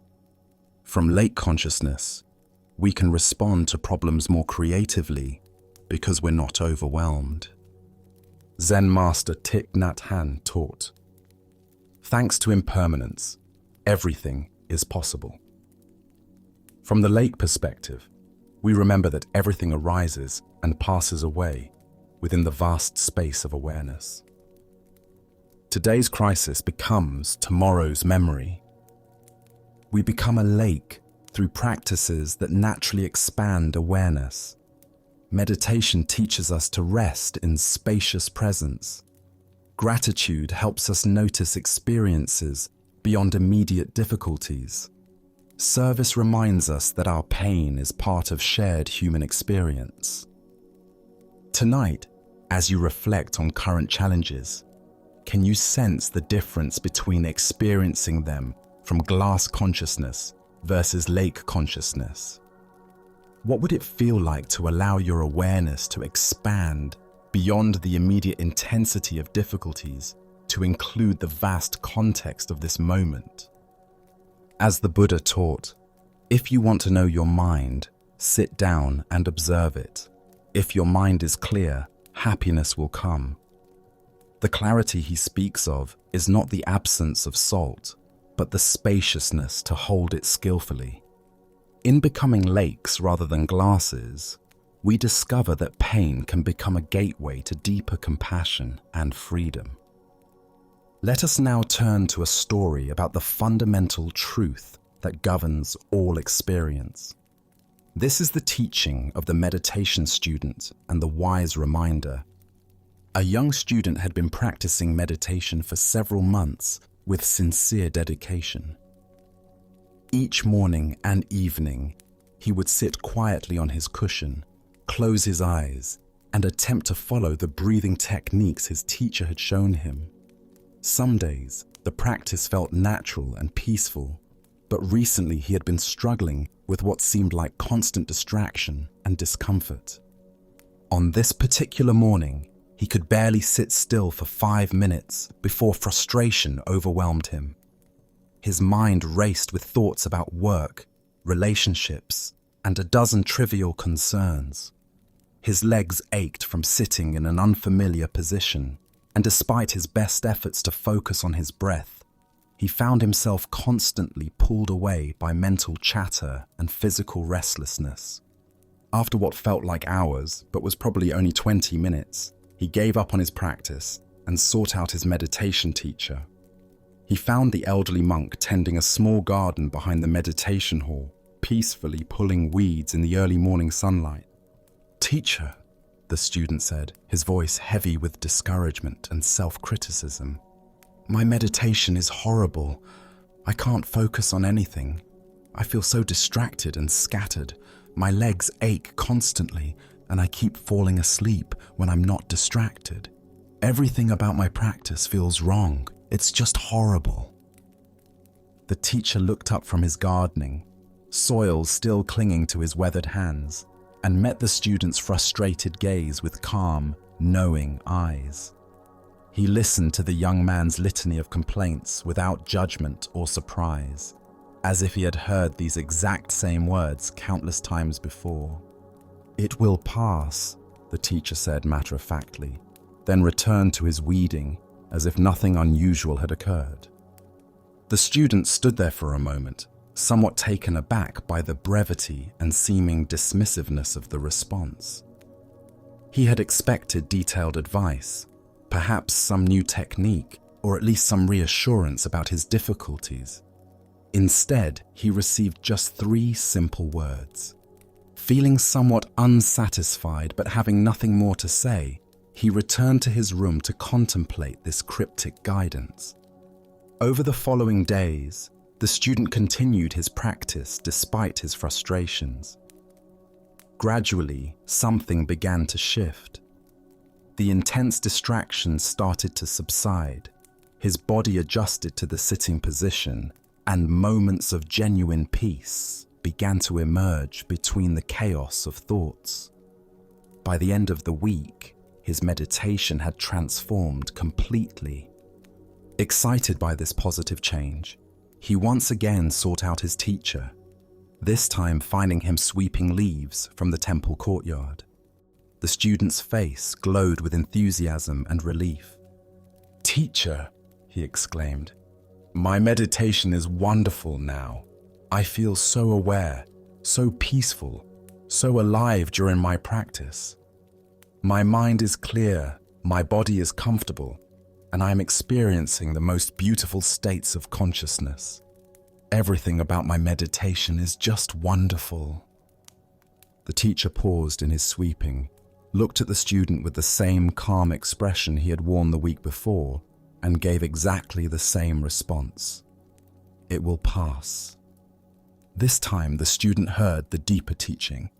His excitement about his wonderful meditation began to transform into something subtler, not disappointment, but understanding.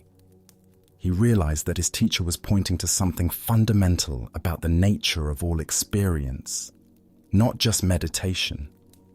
Buddha's wisdom tells us, "This too shall pass." The heart of this lesson lies in understanding the impermanent nature of all phenomena, both pleasant and unpleasant, both the experiences we cling to and those we try to escape. Why do we struggle so intensely with the changing nature of our experience? Zen Buddhism reveals that much of our suffering comes from our resistance to impermanence, our desperate attempts to hold on to pleasant states, and our equally desperate attempts to escape unpleasant ones. We exhaust ourselves trying to control what is essentially uncontrollable. The student's meditation experiences, both horrible and wonderful, were equally temporary. His teacher's consistent response pointed to a deeper stability that exists beneath the constantly changing surface of experience. This isn't the stability of unchanging conditions, but the stability of awareness itself, the space in which all changing experiences arise and pass away. Consider your own relationship with the ups and downs of daily life. How much energy do you spend trying to perpetuate good moods, successful periods, or comfortable circumstances? How much resistance do you feel toward difficult emotions, challenging phases, or uncomfortable situations? Both the grasping and the resistance create unnecessary suffering. In Zen practice, we learn to develop what might be called equanimity with impermanence. This doesn't mean becoming indifferent to our experiences or not caring about outcomes. Rather, it means developing the capacity to remain centered and responsive, regardless of whether current circumstances are pleasant or unpleasant. The teacher's repeated phrase, "It will pass," contains both comfort and challenge. It offers comfort during difficult times by reminding us that no painful state lasts forever. It challenges us during pleasant times by preventing us from building our identity around temporary successes or peak experiences. Zen Master Suzuki Roshi taught, "Each of you is perfect the way you are, and you can use a little improvement." This paradox points to the same truth the meditation teacher was sharing. We can fully appreciate and engage with our current experience while simultaneously holding it lightly, knowing it will inevitably change. Look deeply at your own patterns of attachment and aversion. Where in your life are you trying to make permanent what is naturally temporary? Where are you exhausting yourself fighting against conditions that will shift on their own if you simply allow them to run their natural course? The Buddha said, "All conditioned things are impermanent. Strive on with diligence." This teaching invites us to pour ourselves wholeheartedly into life while simultaneously holding all outcomes lightly. We can care deeply about our practice, our relationships, our work, and our growth, while remembering that all forms and experiences are temporary visitors in the space of awareness. This understanding transforms how we relate to both success and failure, both pleasure and pain. Instead of being thrown around by the inevitable fluctuations of life, we can find our stability in the awareness that remains constant while everything else changes. Tonight, as you notice whatever states of mind and body are present, whether comfortable or uncomfortable, pleasant or unpleasant, clear or confused, can you remember the meditation teacher's simple wisdom?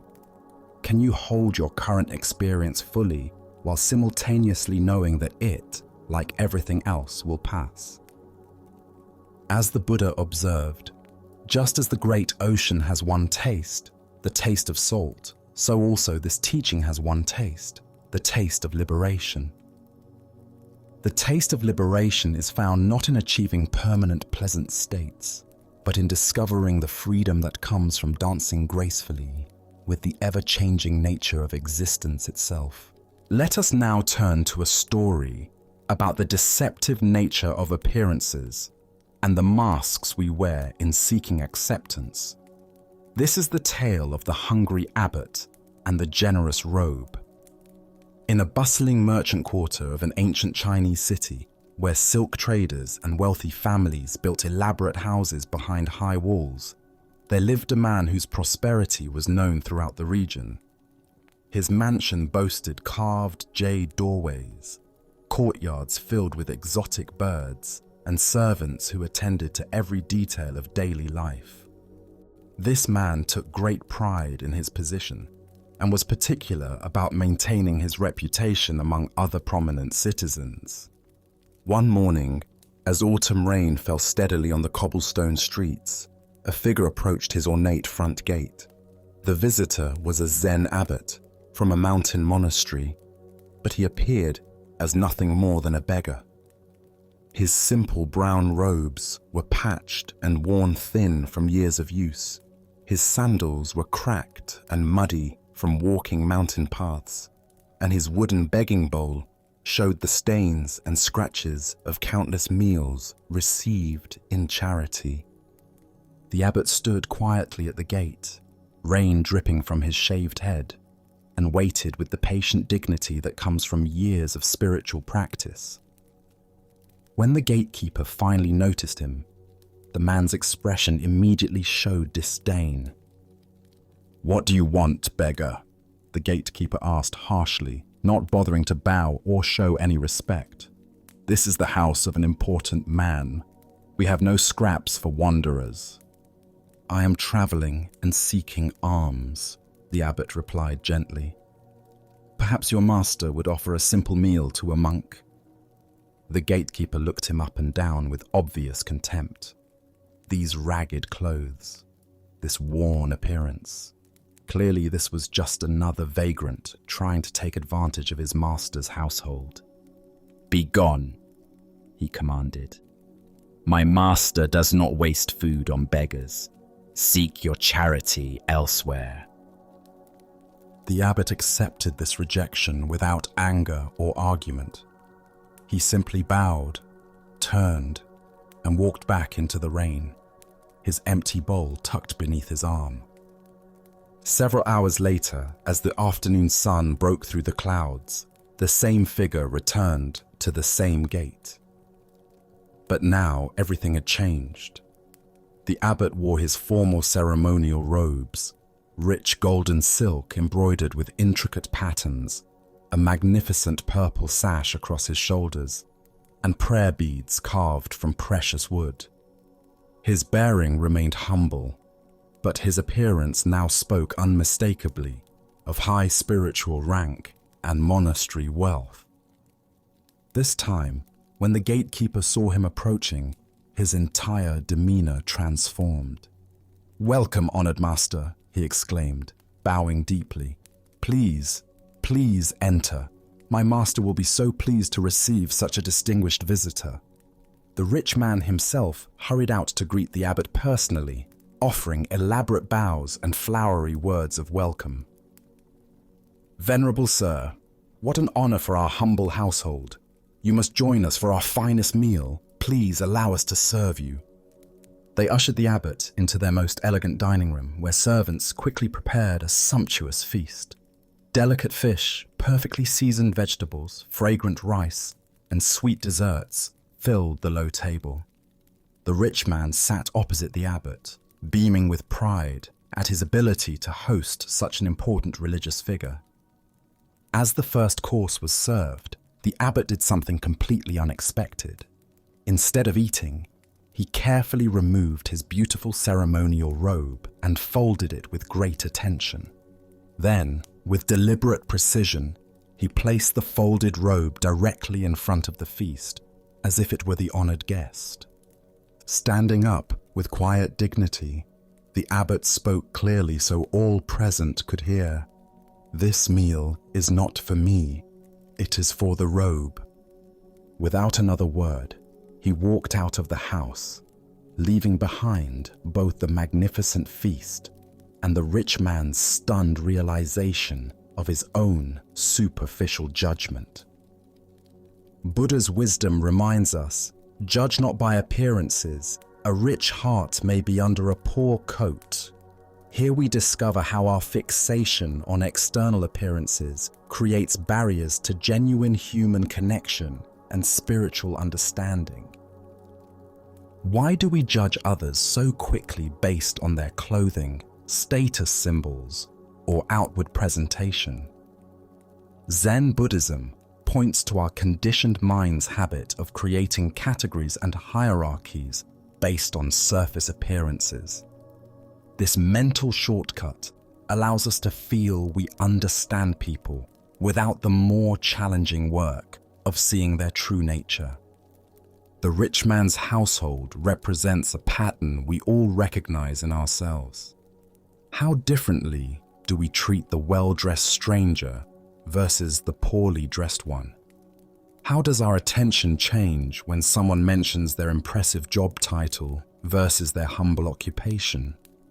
How does our respect shift when we learn someone's wealth or poverty? This ancient wisdom illuminates our tendency to project worth onto external symbols rather than recognizing the inherent dignity of every person. The abbot remained exactly the same person in both encounters. His wisdom, compassion, and spiritual realization unchanged by his clothing. Yet the household's treatment of him transformed completely, based solely on appearances. Look deeply at your own patterns of judgment.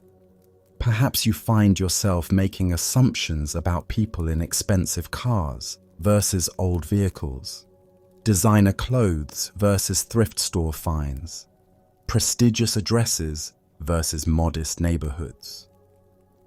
Each of these judgments reveals how we've been conditioned to equate external appearance with internal worth. The story points us toward a fundamental question about authenticity.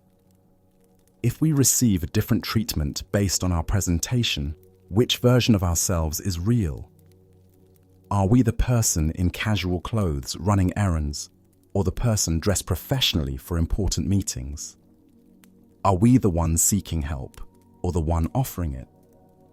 In Zen practice, we cultivate what's called original face, the authentic self that exists beneath all roles, costumes, and presentations. This original face doesn't change whether we're wearing rags or ceremonial robes, whether others treat us with respect or dismissal. Zen Master Bankei taught, "Your original face is not born and does not die." This teaching invites us to recognize that our essential nature, our capacity for awareness, love, and wisdom remains constant, regardless of how others perceive us or how we present ourselves to the world. The abbot's teaching was not just for the rich man, but for all of us who might witness his story. By feeding the robe instead of himself, he revealed how often we relate to people's personas rather than their essence. We honor the title, the clothing, the symbols of status, while missing the actual human being present before us. Consider how this insight might transform your daily interactions. The server at your restaurant, the clerk at the store, the person asking for directions. Each carries the same essential dignity as the most honored guest. The challenge is seeing past the uniforms, the circumstances, the social roles to the original face beneath. This doesn't mean we ignore practical realities or social conventions, but that we hold them more lightly. We can acknowledge someone's professional role while remembering their fundamental humanity. We can dress appropriately for occasions while knowing our worth doesn't depend on our wardrobe. Tonight, as you consider the various roles and presentations you inhabit throughout the day, Can you sense the unchanging awareness that witnesses all these temporary costumes? Can you feel the original face that remains constant, whether others see you as important or invisible? The Buddha said, "Better than 1,000 hollow words is one word that brings peace." The abbot's silent gesture spoke more powerfully than lengthy sermons about equality and compassion. By walking away from the feast, prepared for his appearance rather than his essence, he offered a teaching that continues to resonate across centuries. As we continue our journey through the wisdom of Zen Buddhism, let us turn to a story about the difference between resistance and flow. This is the teaching of the old man and the waterfall. In a mountain village where a swift river carved its way through ancient rocks, an old Taoist sage often walked along the water's edge, observing the interplay between the flowing current and the solid stones that tried to redirect its path. The villagers knew him as a gentle, contemplative man who seemed to understand something profound about the natural world that others missed. One afternoon, as storm clouds gathered and rain began to fall, the river swelled with unusual force. The current grew violent and unpredictable, rushing toward a high waterfall that dropped into a rocky gorge below. Most people avoided the area during such conditions, knowing that anyone who fell into the rapids would face almost certain death against the jagged rocks at the bottom of the falls. The old man, however, had been caught by the sudden storm while walking along his usual path.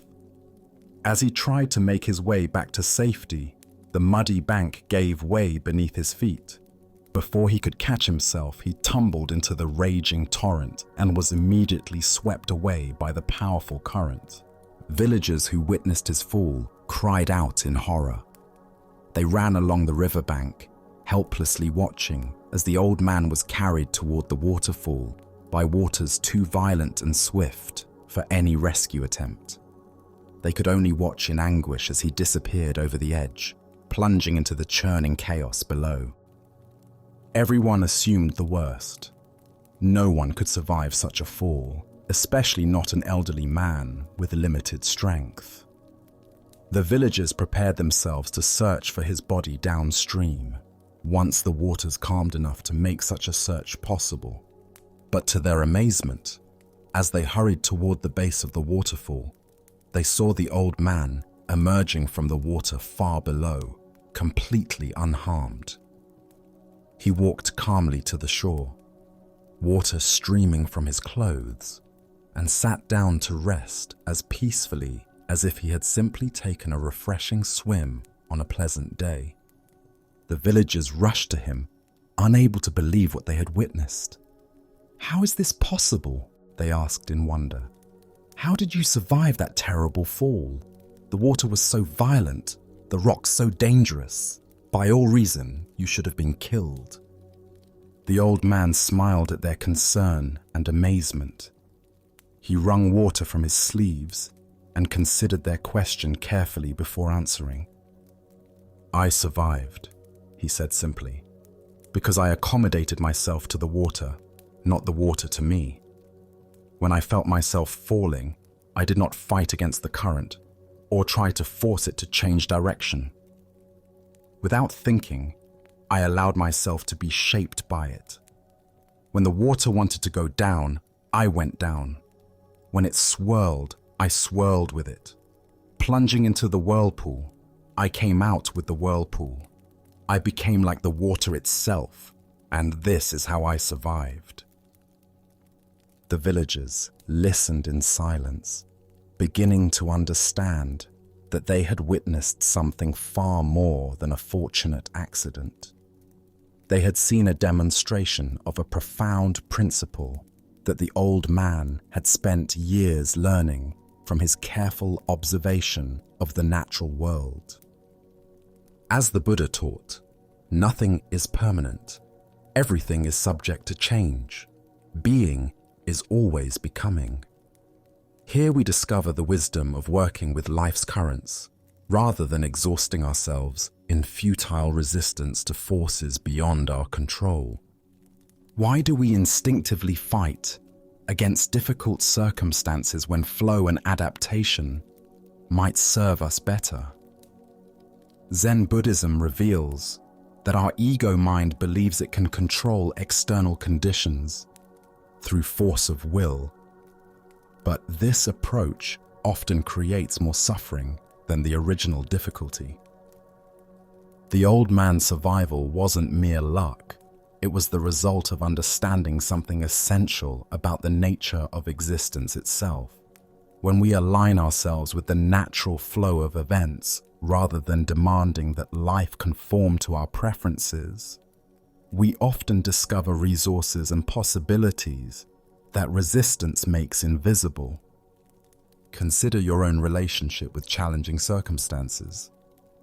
How much energy do you spend fighting against situations you cannot change?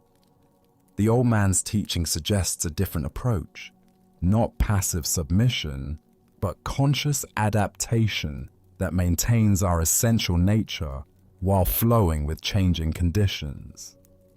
This doesn't mean accepting harmful situations or abandoning our values. The old man didn't give up his desire to survive. He simply changed his strategy for survival. Instead of fighting the water's power, he used it. Instead of resisting its direction, he moved with it while maintaining his awareness and intention. In relationships, careers, and personal challenges, we often face similar choices. We can exhaust ourselves trying to force outcomes, control other people's behavior, or make external circumstances conform to our expectations. Or we can learn to work skillfully with what is actually present, finding creative ways to achieve our deeper purposes through accommodation rather than force. Zen master Lao Tzu taught, "Water is fluid, soft, and yielding, but water will wear away rock, which cannot yield and is destroyed." The old man embodied this teaching, demonstrating that apparent weakness can be a source of tremendous strength when applied with wisdom. The Buddha said, "Hatred does not cease by hatred, but only by love. This is the eternal rule." This principle extends beyond hatred to all forms of resistance. Problems are rarely solved by fighting against them directly, but by understanding their nature and finding ways to work with the underlying forces involved. Look deeply at a current source of stress or conflict in your life. Where are you trying to force the water to change direction rather than learning to swim with it?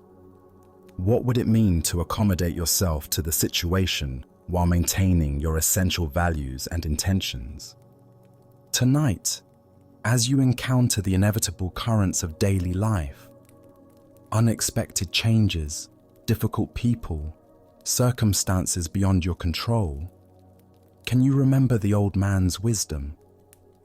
Can you find ways to maintain your center while flowing with forces you cannot change, discovering that sometimes the most direct path to your goals is the one that appears to go around obstacles rather than through them?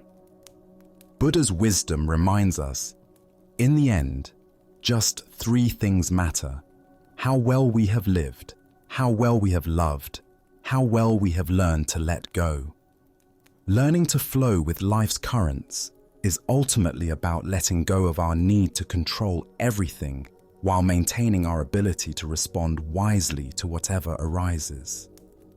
Like water, we can be both powerful and yielding, both persistent and adaptive, both strong and gentle. Our next story speaks to the moment when understanding transcends effort. This is no water, no moon. The nun Chiono had devoted many years to intensive Zen study and practice. She spent countless hours in meditation, wrestling with profound koans and contemplating the deepest teachings of the Buddha. Her dedication was unwavering, She rose before dawn each day, sat in perfect posture through pain and discomfort, and approached her spiritual practice with the kind of fierce determination that impressed even her teachers. Despite her sincere efforts and obvious commitment, enlightenment continued to elude her. She could understand the concepts intellectually, speak eloquently about emptiness and non-duality, and even guide other students through basic meditation techniques. But the final breakthrough, the direct realization that would transform her understanding completely, remained just beyond her grasp. Years passed this way. Chiono began to feel a growing frustration with her practice. She watched as other students seemed to achieve insights that remained mysterious to her. She questioned her methods, intensified her efforts, and sometimes wondered if she lacked some essential capacity for awakening that others possessed naturally. One night, after a particularly long day of meditation and study, Chiono was walking slowly back to her small quarters. She carried an old wooden water pail that she had filled at the well earlier that evening. The pail was ancient, held together by strips of bamboo that had grown worn and weak with age. It had served faithfully for many years, but she could feel it becoming increasingly fragile in her hands. As she walked through the moonlit courtyard, she became mesmerized by the sight before her. The full moon hung perfectly in the dark sky above, its bright light illuminating the temple grounds with a soft, ethereal glow. But what captured her attention was the reflection of that moon in the water she carried. There, contained within her humble pail, was a perfect, unbroken circle of light, the moon itself, complete and radiant, held in water. She walked carefully, almost reverently, watching this reflected moon dance gently with each step she took. The image was so clear, so perfect, that it seemed as real as the moon in the sky above. For a moment, she felt she was carrying something sacred, transporting this luminous presence from the well to her room. Suddenly, without warning, the aged bamboo strips that held the pail together finally gave way. The bottom of the bucket fell out completely, and all the water rushed to the ground in a single, swift motion. In an instant, the reflection of the moon vanished completely. With no water, there was no moon. At that precise moment, watching the reflected moon disappear as the water hit the earth, Chiono experienced complete liberation. All her years of seeking, striving, and effort suddenly revealed themselves as unnecessary. The very thing she had been chasing, enlightenment, awakening, understanding, had never been separate from her to begin with. Like the moon's reflection, it had appeared to exist independently, but it was simply the natural expression of what was already present. Buddha spoke of this when he said, "Look within, you are the Buddha." The deeper teaching here shows us that spiritual realization often comes not through accumulation, but through release, not through grasping, but through letting go. This ancient tale illuminates a fundamental paradox in all spiritual seeking. We begin the path believing that enlightenment is something we must acquire, achieve, or attain through effort and discipline. We imagine it as a distant goal, a state of consciousness we don't currently possess, but might earn through sufficient practice and dedication. Chiono's years of sincere effort weren't wasted. They were necessary preparation, like tenderizing the soil before planting seeds. But her breakthrough came precisely when she stopped trying to capture and hold on to spiritual realization, and instead witnessed its natural arising and dissolving. Why do we find it so difficult to recognize what is already present? The seeking mind creates the very separation it hopes to overcome. When we believe that awakening exists out there or in the future, we overlook the awareness that is reading these words right now, the consciousness that experiences thoughts and emotions without being limited by them. Consider how this pattern plays out in your own spiritual life or personal development. Do you sometimes feel like you're chasing insights, trying to grasp peace, or working to achieve a state of mind that seems just beyond reach? The very effort to capture these experiences can prevent us from recognizing that the awareness capable of seeking is already what we're seeking. This doesn't mean abandoning all spiritual practice or personal growth efforts. Chiono's years of discipline created the conditions for her realization, but it does point toward a different relationship with practice, engaging wholeheartedly while holding the results lightly, like carrying water that might spill at any moment. Zen master Bankei expressed this understanding when he said, "The unborn is the Buddha mind itself. When you have realized this fact, the Buddha mind with which you were born from your mother has done the Buddha's work from the very beginning." What we're seeking in meditation, therapy, or personal growth is the recognition of what was never absent. The water and moon in the story represent the apparent duality between seeker and sought, between the ordinary mind and the awakened mind. As long as we believe these are separate, that the moon exists independently in the water, we try to protect and preserve our spiritual experiences. But when the container breaks, we discover that the separation was illusory. This teaching extends beyond formal spiritual practice into every area of life where we chase happiness, success, or fulfillment, as if these were objects to be acquired rather than expressions of our true nature. The perfect relationship, the ideal job, the peaceful state of mind. These are often reflections we try to capture and hold, not recognizing that their essence is already present in our capacity to appreciate and seek them. In Zen practice, we learn to trust the process of natural unfolding rather than forcing insights or demanding particular experiences. Sometimes the most profound understanding comes when we stop trying so hard to understand, when we let the bottom fall out of our containers and allow our carefully constructed spiritual images to dissolve. The Buddha taught, "The one who has conquered himself is a far greater hero than he who has defeated 1,000 times 1,000 men." The conquest Chiono achieved was not victory over ignorance, but recognition that the battle itself was based on a misunderstanding.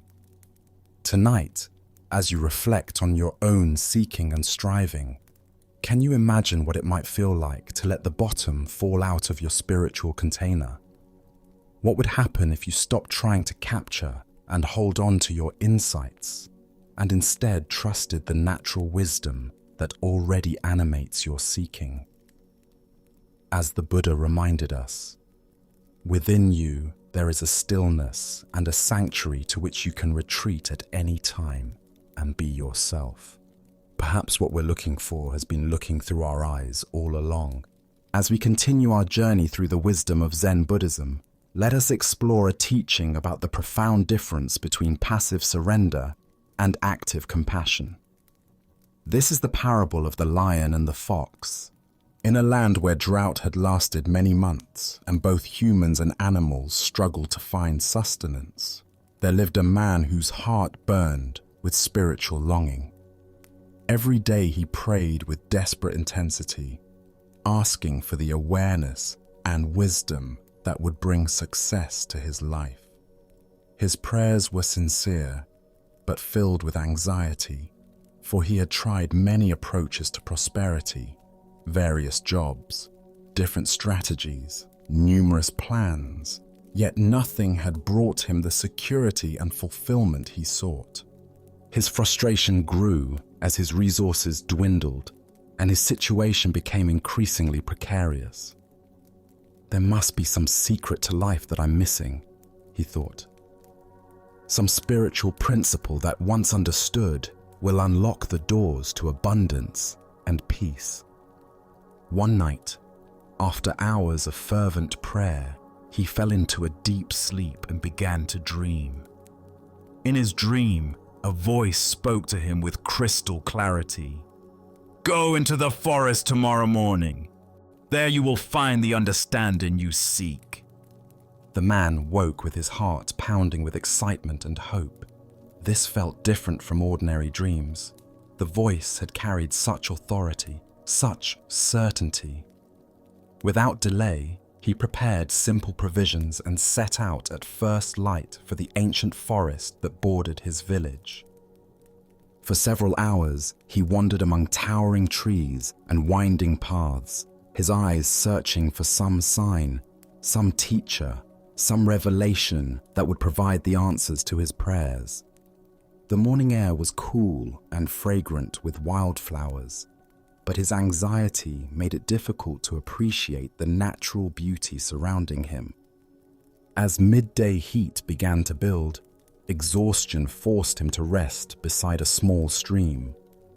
He sat on a smooth boulder, wondering if he had misunderstood the dream's message, when movement caught his eye between two large rocks in a shaded alcove nearby. To his amazement, he discovered a fox lying peacefully in the cool space, but this fox had no legs. Where its limbs should have been, there were only healed scars, yet the animal appeared calm and well-nourished rather than starving or distressed as he would have expected. How extraordinary, the man thought. How does a creature with no ability to hunt or forage manage to survive in the wilderness? Curious and sensing this might be connected to his spiritual quest, he concealed himself and waited to see what would happen. As the sun began to set, painting the forest in golden light, he heard heavy footsteps approaching through the underbrush. A magnificent lion emerged into the clearing, carrying fresh meat in its powerful jaws. Without any apparent reason or expectation of return, the lion gently placed the meat directly in front of the legless fox and then disappeared back into the forest. The man's heart leaped with understanding. "Ah," he exclaimed silently, "now I see the secret to success in life. The answer is complete surrender and trust. I don't need to struggle and strive and worry about providing for myself. All I need to do is have faith that the universe will take care of all my needs. God will provide everything, just as the lion provides for the fox. My role is simply to trust and receive." Filled with this new spiritual insight, the man returned home and immediately began practicing what he believed he had learned. He stopped seeking work, stopped making efforts to improve his situation, and instead spent his days in prayer and meditation, waiting for providence to supply his needs as it had for the legless fox. Days passed, then weeks. His food stores depleted, his strength began to fade, and his situation became desperate. Yet he maintained his faith that his surrender would be rewarded, that his trust would be vindicated by divine intervention. 2 weeks into this experiment, weak from hunger and beginning to doubt his interpretation, the man had another vivid dream. The same authoritative voice that had sent him to the forest now spoke again, but this time with a tone of gentle correction. "Fool," the voice said, not with cruelty, but with compassionate clarity. "Be like the lion, not like the fox." Buddha spoke of this when he said, "Thousands of candles can be lighted from a single candle, and the life of the candle will not be shortened." The story points us toward understanding the profound difference between spiritual surrender and spiritual service. Why do we sometimes mistake passivity for spiritual practice? Zen Buddhism reveals that our ego mind often seeks the path of least resistance, preferring to receive rather than give, to be cared for rather than to care for others. True surrender involves releasing our attachment to outcomes while maintaining wholehearted engagement with compassionate action. The man's initial interpretation represented a common spiritual misunderstanding, the belief that faith means waiting for external forces to solve our problems. But genuine spiritual maturity involves recognizing our responsibility to be the hands and heart through which compassion flows into the world. Look deeply at your own relationship to giving and receiving. Are there areas where you've been waiting for others to provide what you could offer yourself? Perhaps waiting for someone else to create the community you long for, to start the project you've envisioned, or to show the kindness you wish to see in the world. This ancient wisdom illuminates the difference between victim consciousness and co-creator consciousness. The fox, through no choice of its own, required care and received it through the lion's generosity. But humans possess capacities the fox lacks: intelligence, creativity, the ability to plan and provide not only for ourselves, but for others who truly cannot provide for themselves. The deeper teaching here shows us that spiritual awakening doesn't exempt us from worldly responsibility, but transforms how we engage with it. True faith isn't passive waiting, but active participation in the web of interdependence that connects all beings. We are called to be both lion and fox, receiving grace when we genuinely need it, offering strength when others require our support. Consider the people in your life who might be in the fox's position through circumstances beyond their control: illness, age, disability, or temporary crisis. And consider the areas where you have lion-like capacities, skills, resources, energy, or opportunities that could serve others' well-being. Zen Master Dogen taught, "To study the Buddha way is to study the self. To study the self is to forget the self. To forget the self is to be actualized by myriad things." This teaching points toward the natural movement from self-preoccupation to selfless service that marks spiritual maturity. The man's transformation from seeking to be cared for to recognizing his calling to care for others represents the shift from spiritual materialism to genuine Dharma practice. Instead of using spirituality to get what we want, we begin using our gifts to give what others need. In Zen practice, we cultivate what's called the Bodhisattva ideal, the aspiration to work for the liberation of all beings, rather than seeking only our own comfort and security. This doesn't mean we neglect our genuine needs, but that we hold them within the larger context of universal well-being. The Buddha said, "If you light a lamp for somebody, it will also brighten your path." Often, the success and fulfillment we seek comes not through focusing on our own needs, but through dedicating ourselves to serving something greater than our personal concerns. This teaching challenges us to examine our motivations for spiritual practice itself. Are we seeking enlightenment as a form of ultimate self-improvement? Or are we cultivating wisdom and compassion to better serve the world's needs? Are we praying for divine provision? Or are we asking how we can become instruments of provision for others? The voice in the dream offered correction with love, not condemnation. The man's initial misunderstanding was part of his learning process, not a spiritual failure. Sometimes we need to experience our own helplessness before we can understand our power to help others. Tonight, as you consider the gifts and capacities you've been given, can you sense how they might be intended, not just for your own security, but for the welfare of others? Can you feel the difference between spiritual seeking that focuses on what you can get and spiritual practice that asks what you can give? As the Buddha taught, in caring for others, you care for yourself. In caring for yourself, you care for others. The lion's generous feeding of the fox represents the natural flow of compassion that arises when we recognize our fundamental interconnection.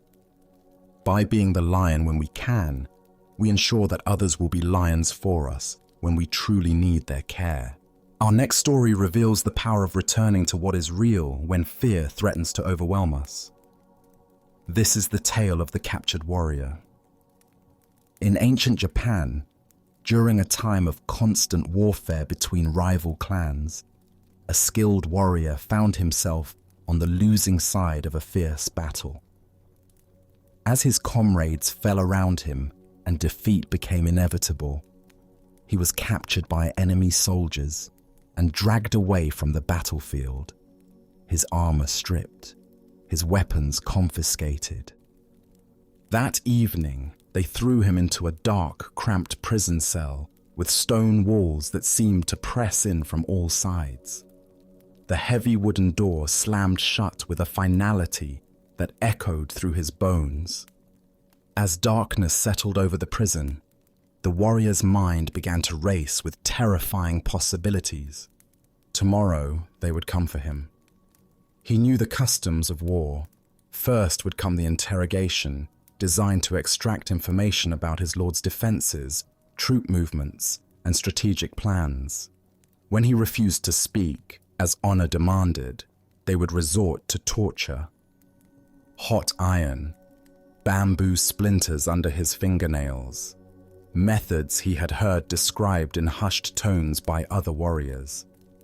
And when they had extracted what they could, or when they grew tired of his silence, would come the execution. As these thoughts consumed him, his heart began to pound so violently he feared it might burst. His breathing became shallow and rapid. Sweat beaded on his forehead despite the cool night air. Sleep seemed impossible as his mind conjured increasingly vivid scenarios of tomorrow's suffering.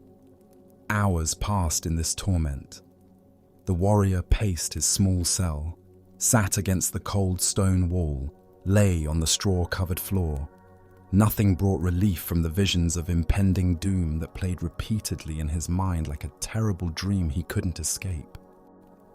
Then, in the depths of his despair, he remembered the gentle voice of his Zen master back at the monastery where he had studied before becoming a warrior. The old teacher's words came to him as clearly as if the master were sitting beside him in the cell. Tomorrow is not real, it is an illusion. The only reality is now. At first, the warrior's frightened mind resisted these words. How could tomorrow be an illusion when the threats were so concrete, so inevitable? But as he sat quietly and allowed the teaching to penetrate deeper, something began to shift. He noticed his breathing. In this moment, he was breathing freely. He felt the straw beneath him, rough, but not uncomfortable. He heard the sound of wind moving through the trees outside his window, a sound that spoke of the natural world, continuing its ancient rhythms regardless of human conflict. In this moment, he was not being tortured.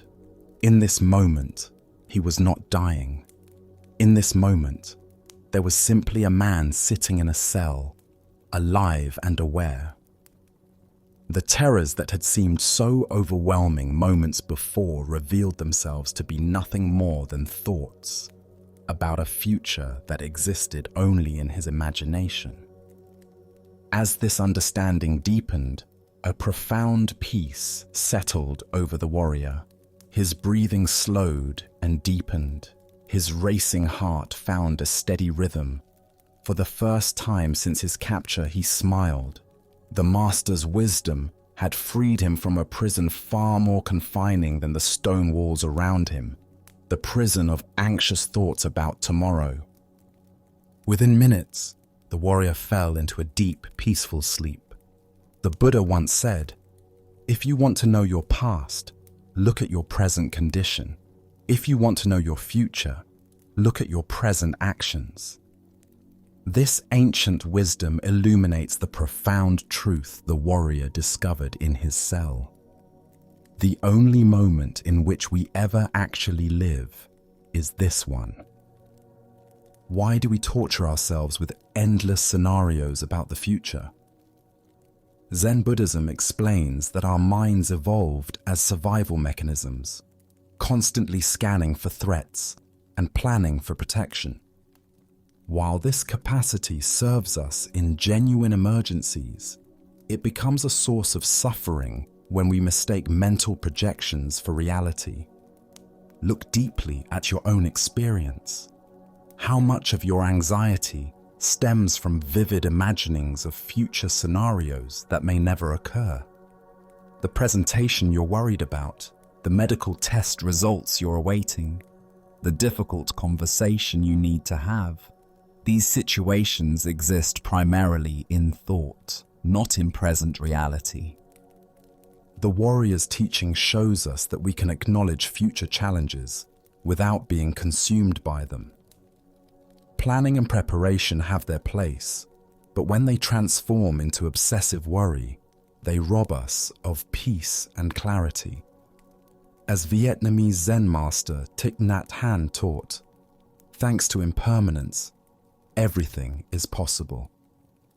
The future remains unwritten, shaped by causes and conditions we cannot fully predict or control. The worried mind assumes that current difficulties will inevitably continue or worsen, but impermanence teaches us that everything changes. The warrior in his cell could not know what the next day would actually bring. Perhaps his lord's forces would mount a rescue. Perhaps his captors would show mercy. Perhaps diplomatic negotiations would secure his release. Buddha spoke of this when he said, "The past is gone, the future is not yet here, and there is only one moment for you to live." This teaching doesn't encourage us to ignore future responsibilities or avoid reasonable planning. Instead, it invites us to recognize where our attention habitually goes and to gently guide it back to the richness of present experience. In Zen practice, we cultivate what's called beginner's mind, approaching each moment with fresh awareness rather than predetermined anxiety. When we truly inhabit the present, we often discover that it contains resources for peace and clarity that worried thinking never revealed. Consider how the warrior's shift in attention transformed his entire experience. The same cell, the same uncertain future, but by returning to present moment awareness, suffering transformed into peace. This transformation is available to us in every moment of anxiety or fear. Tonight, as you notice your mind creating stories about tomorrow's challenges, remember the captured warrior and his master's wisdom. What is actually happening right now? What simple experiences, breathing, sitting, the temperature of the air, are available to anchor you in reality rather than imagination? As the Buddha taught, do not dwell in the past. Do not dream of the future. Concentrate the mind on the present moment. In this teaching lies the key to the warrior's prison and our own. As we continue our journey through the wisdom of Zen Buddhism, let us explore a story about the most fundamental truth that surrounds us yet remains invisible. This is the tale of the fish and the ocean. In the vast depths of the Pacific, where sunlight filtered down through layers of blue and green, and coral gardens swayed in gentle currents, a young fish swam restlessly through familiar waters. Despite being surrounded by the wonder of ocean life, schools of silver fish moving like liquid metal, sea anemones dancing in the current, and the rhythmic pulse of waves far above, the young fish felt troubled by a persistent question. One day, approaching an ancient sea turtle whose shell bore the scars and wisdom of countless journeys, the young fish asked earnestly, "Elder, I keep hearing other sea creatures talk about something they call the ocean. They speak of it with such reverence, as if it's the most important thing in existence. But I've searched everywhere, and I cannot find this ocean anywhere. What exactly is this mysterious thing everyone talks about?" The old turtle's eyes, deep and patient like tidal pools, regarded the young fish with gentle amusement. "Little one," the turtle replied in a voice worn smooth by decades of storms and calms, "the ocean is this very thing that surrounds you on all sides at every moment." The young fish looked around frantically, darting left and right, swimming up toward the distant surface and down toward the sandy bottom. "But I don't see anything surrounding me.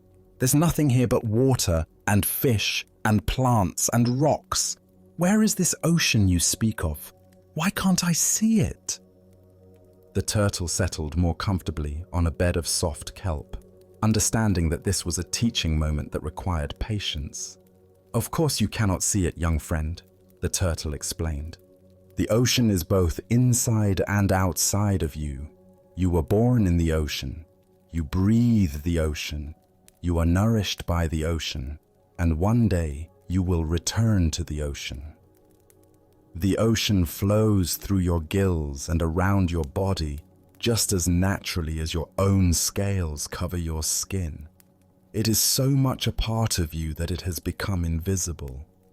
The young fish paused, beginning to sense something vast and fundamental that had been present all along but remained unnamed. "You mean this water I swim through?" "Is the ocean, yes," the turtle confirmed. "You have never been separate from it, not for a single moment of your existence. As the Buddha observed, all conditioned things are impermanent. Strive on with awareness." This ancient wisdom illuminates our relationship with the Tao, the fundamental flow of existence that permeates everything, yet remains largely unnoticed in our daily lives. What emerges from this story is a profound teaching about the nature of spiritual blindness. Like the fish who cannot see the ocean, we live immersed in the sacred, but fail to recognize it because it is too close, too constant, too fundamental to our existence to register as separate from ourselves. Why do we struggle to perceive the Tao, this universal flow that sustains and surrounds us? Zen Buddhism points to our habit of seeking the extraordinary while overlooking the ordinary. We imagine that spiritual truth must be dramatic, mystical, or separate from everyday experience. We look for God in burning bushes while missing the divine presence in morning coffee, in the breath entering our lungs, in the simple fact of awareness itself. The Tao expresses itself in everything we encounter: the changing seasons, the cycles of sleep and waking, the rhythm of our heartbeat, the way thoughts arise and dissolve in consciousness.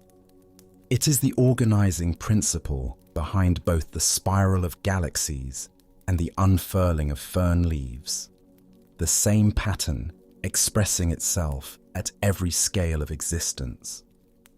Consider how often throughout your day you might glimpse this underlying flow without recognizing it.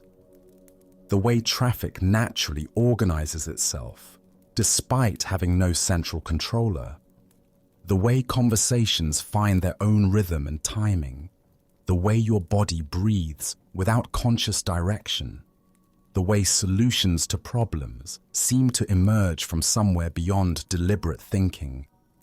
These are all expressions of the Tao working through apparent chaos to create spontaneous order. Zen teacher Alan Watts taught, "Trying to define yourself is like trying to bite your own teeth." The Tao is similar. It cannot be grasped or contained because we are expressions of it rather than separate observers of it. Every attempt to understand the Tao through conceptual thinking is like the fish trying to get outside the ocean to examine it objectively. This doesn't mean the Tao is merely a philosophical concept. It is the most practical and immediate reality. The intelligence that coordinates the trillions of cells in your body, the awareness in which all thoughts and sensations appear, the life force that animates everything from redwood trees to bacteria. In Chinese philosophy, the character for Tao literally means the way or the path. But this is not a path we walk towards some distant destination. It is the path that walks itself through us, the way reality unfolds moment by moment, without requiring our management or control. Lao Tzu wrote, "The Tao that can be spoken is not the eternal Tao." Yet here we are, using words to point towards something beyond words. This is the beautiful paradox of spiritual teaching.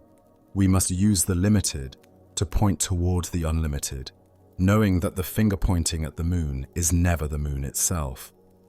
Tonight, as you feel the breath moving in and out of your body without your conscious control, can you sense the Tao expressing itself through this simple miracle?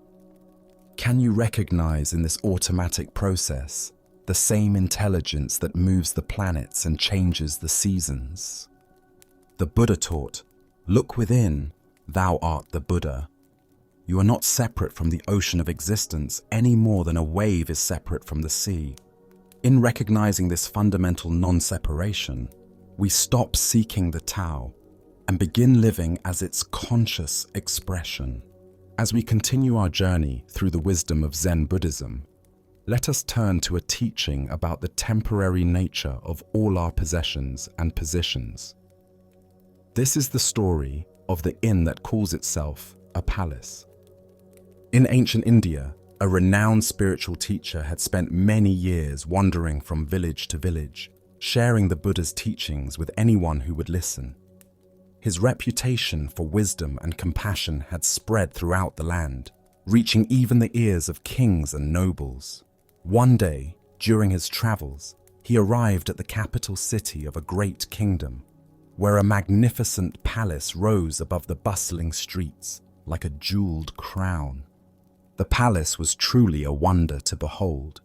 Its walls were constructed of the finest marble, inlaid with precious stones that caught and reflected the sunlight in brilliant cascades of color. Gardens filled with exotic flowers and flowing fountains surrounded the structure, and guards in gleaming armor stood at attention throughout the grounds. It was clearly the dwelling of someone who commanded immense wealth and power. The spiritual teacher approached the main entrance with the same calm dignity he brought to every encounter, whether with kings or beggars. The guards, recognizing him by his simple robes and serene presence, made no move to stop him. Word of his arrival had preceded him, and they had been instructed to allow him passage. Walking through corridors lined with silk tapestries and golden statues, the teacher made his way directly to the throne room, where the king sat upon an elaborately carved chair elevated above the marble floor. Courtiers in fine clothes gathered around the throne, their jeweled ornaments glinting in the light from tall windows. The king, a middle-aged man wearing robes of deep purple silk and a crown of gold and diamonds, looked up as the teacher entered. He had been expecting this visit, though he wasn't entirely sure what to expect from their encounter. "What do you want?" the king asked directly, his voice carrying the authority of someone accustomed to immediate answers and unquestioning obedience. The teacher bowed respectfully, but spoke with quiet confidence. "Your Majesty, I would like a place to sleep in this inn." A ripple of surprise moved through the assembled courtiers. The king's eyebrows rose, and his expression shifted from curiosity to confusion. "But this is not an inn," the king replied, gesturing to the opulent surroundings. "This is my palace. I am the ruler of this kingdom, and this has been the seat of royal power for generations." The teacher nodded thoughtfully, as if considering this information carefully. "I see. May I ask, Your Majesty, who owned this palace before you?" "My father," the king replied, his tone becoming slightly defensive. "He ruled here for 30 years before his death. This palace was his seat of power, as it is now mine." "Ah," the teacher said with genuine interest. "And who owned it before him?" "My grandfather," the king answered, beginning to sense where these questions might lead. "He too ruled from this throne. He also is dead." The teacher paused, allowing the weight of these words to settle in the vast throne room. The courtiers had grown quiet, sensing the profound direction of this unusual conversation. Even the king found himself waiting, almost despite himself, for the teacher's response. Finally, the teacher spoke with gentle clarity that seemed to fill every corner of the ornate room. "And this place where people live for a short time and then move on, did I hear you say that it is not an inn?" The silence that followed was complete. The king sat motionless on his throne, the teacher's words penetrating layers of assumption and identity he had never questioned. The courtiers remained frozen, as if witnessing something beyond their normal understanding of royal protocol and worldly power. The Buddha taught, "All conditioned things are impermanent. Work out your salvation with diligence." This profound truth reveals itself in the teacher's penetrating question about the inn that calls itself a palace. Why do we cling so fiercely to possessions and positions that are, by their very nature, temporary?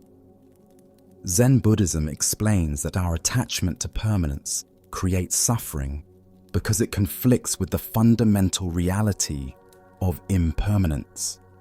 Everything we think we own, including our own bodies and identities, we hold only temporarily. Look deeply at your own experience. The house you call yours, the car you drive, the job title you carry, the bank account balance you monitor, all of these are temporary arrangements. You inhabit them for a period of time, then move on, just as others inhabited them before you and will inhabit them after you. This doesn't mean we should become indifferent to our responsibilities or careless with our possessions. Rather, it invites us to hold them more lightly, recognizing their transient nature. The king's palace was indeed magnificent and served important functions, but it was also unmistakably an inn where occupants stayed temporarily before departing. The deeper teaching here shows us how identification with temporary roles creates unnecessary suffering when we forget the impermanent nature of our positions, whether as parent, professional, homeowner, or even student of Zen. We create anxiety trying to maintain what cannot be permanently maintained. Consider your own attachments. Perhaps it's your professional identity, your relationships, your health, or your spiritual achievements.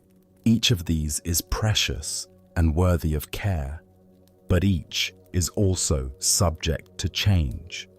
The executive becomes retired, the parent becomes empty nester, the student becomes teacher, the healthy person faces illness, These transitions are not failures, but natural expressions of impermanence.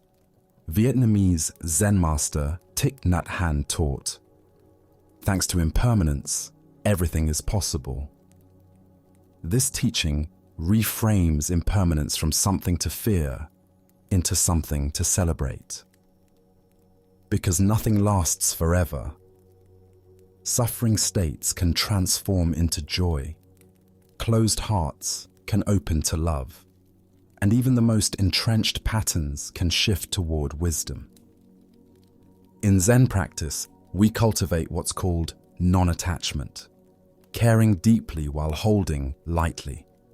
This doesn't mean we become cold or indifferent, but that we learn to love without clinging, to work without grasping, and to enjoy without demanding permanence. The spiritual teacher's insight pierces through the illusion that any of us are permanent owners of anything. We are all temporary guests in the inn of existence, borrowing our roles and possessions for the brief time we inhabit them. This recognition can bring either despair or profound liberation, depending on how we receive it. Buddha spoke of this when he said, "Everything is impermanent. Try to accomplish as much virtue as possible."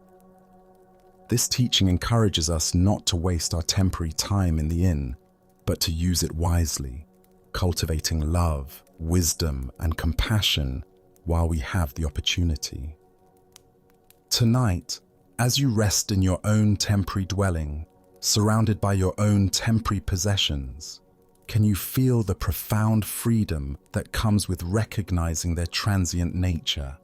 Can you sense how this recognition might actually increase your appreciation rather than diminish it? As the Buddha taught, of all footprints, that of the elephant is supreme. Similarly, of all meditative themes, that on death is supreme. By remembering the temporary nature of our stay in this inn called life, we discover the urgency and preciousness of each moment we're given to practice love and awareness.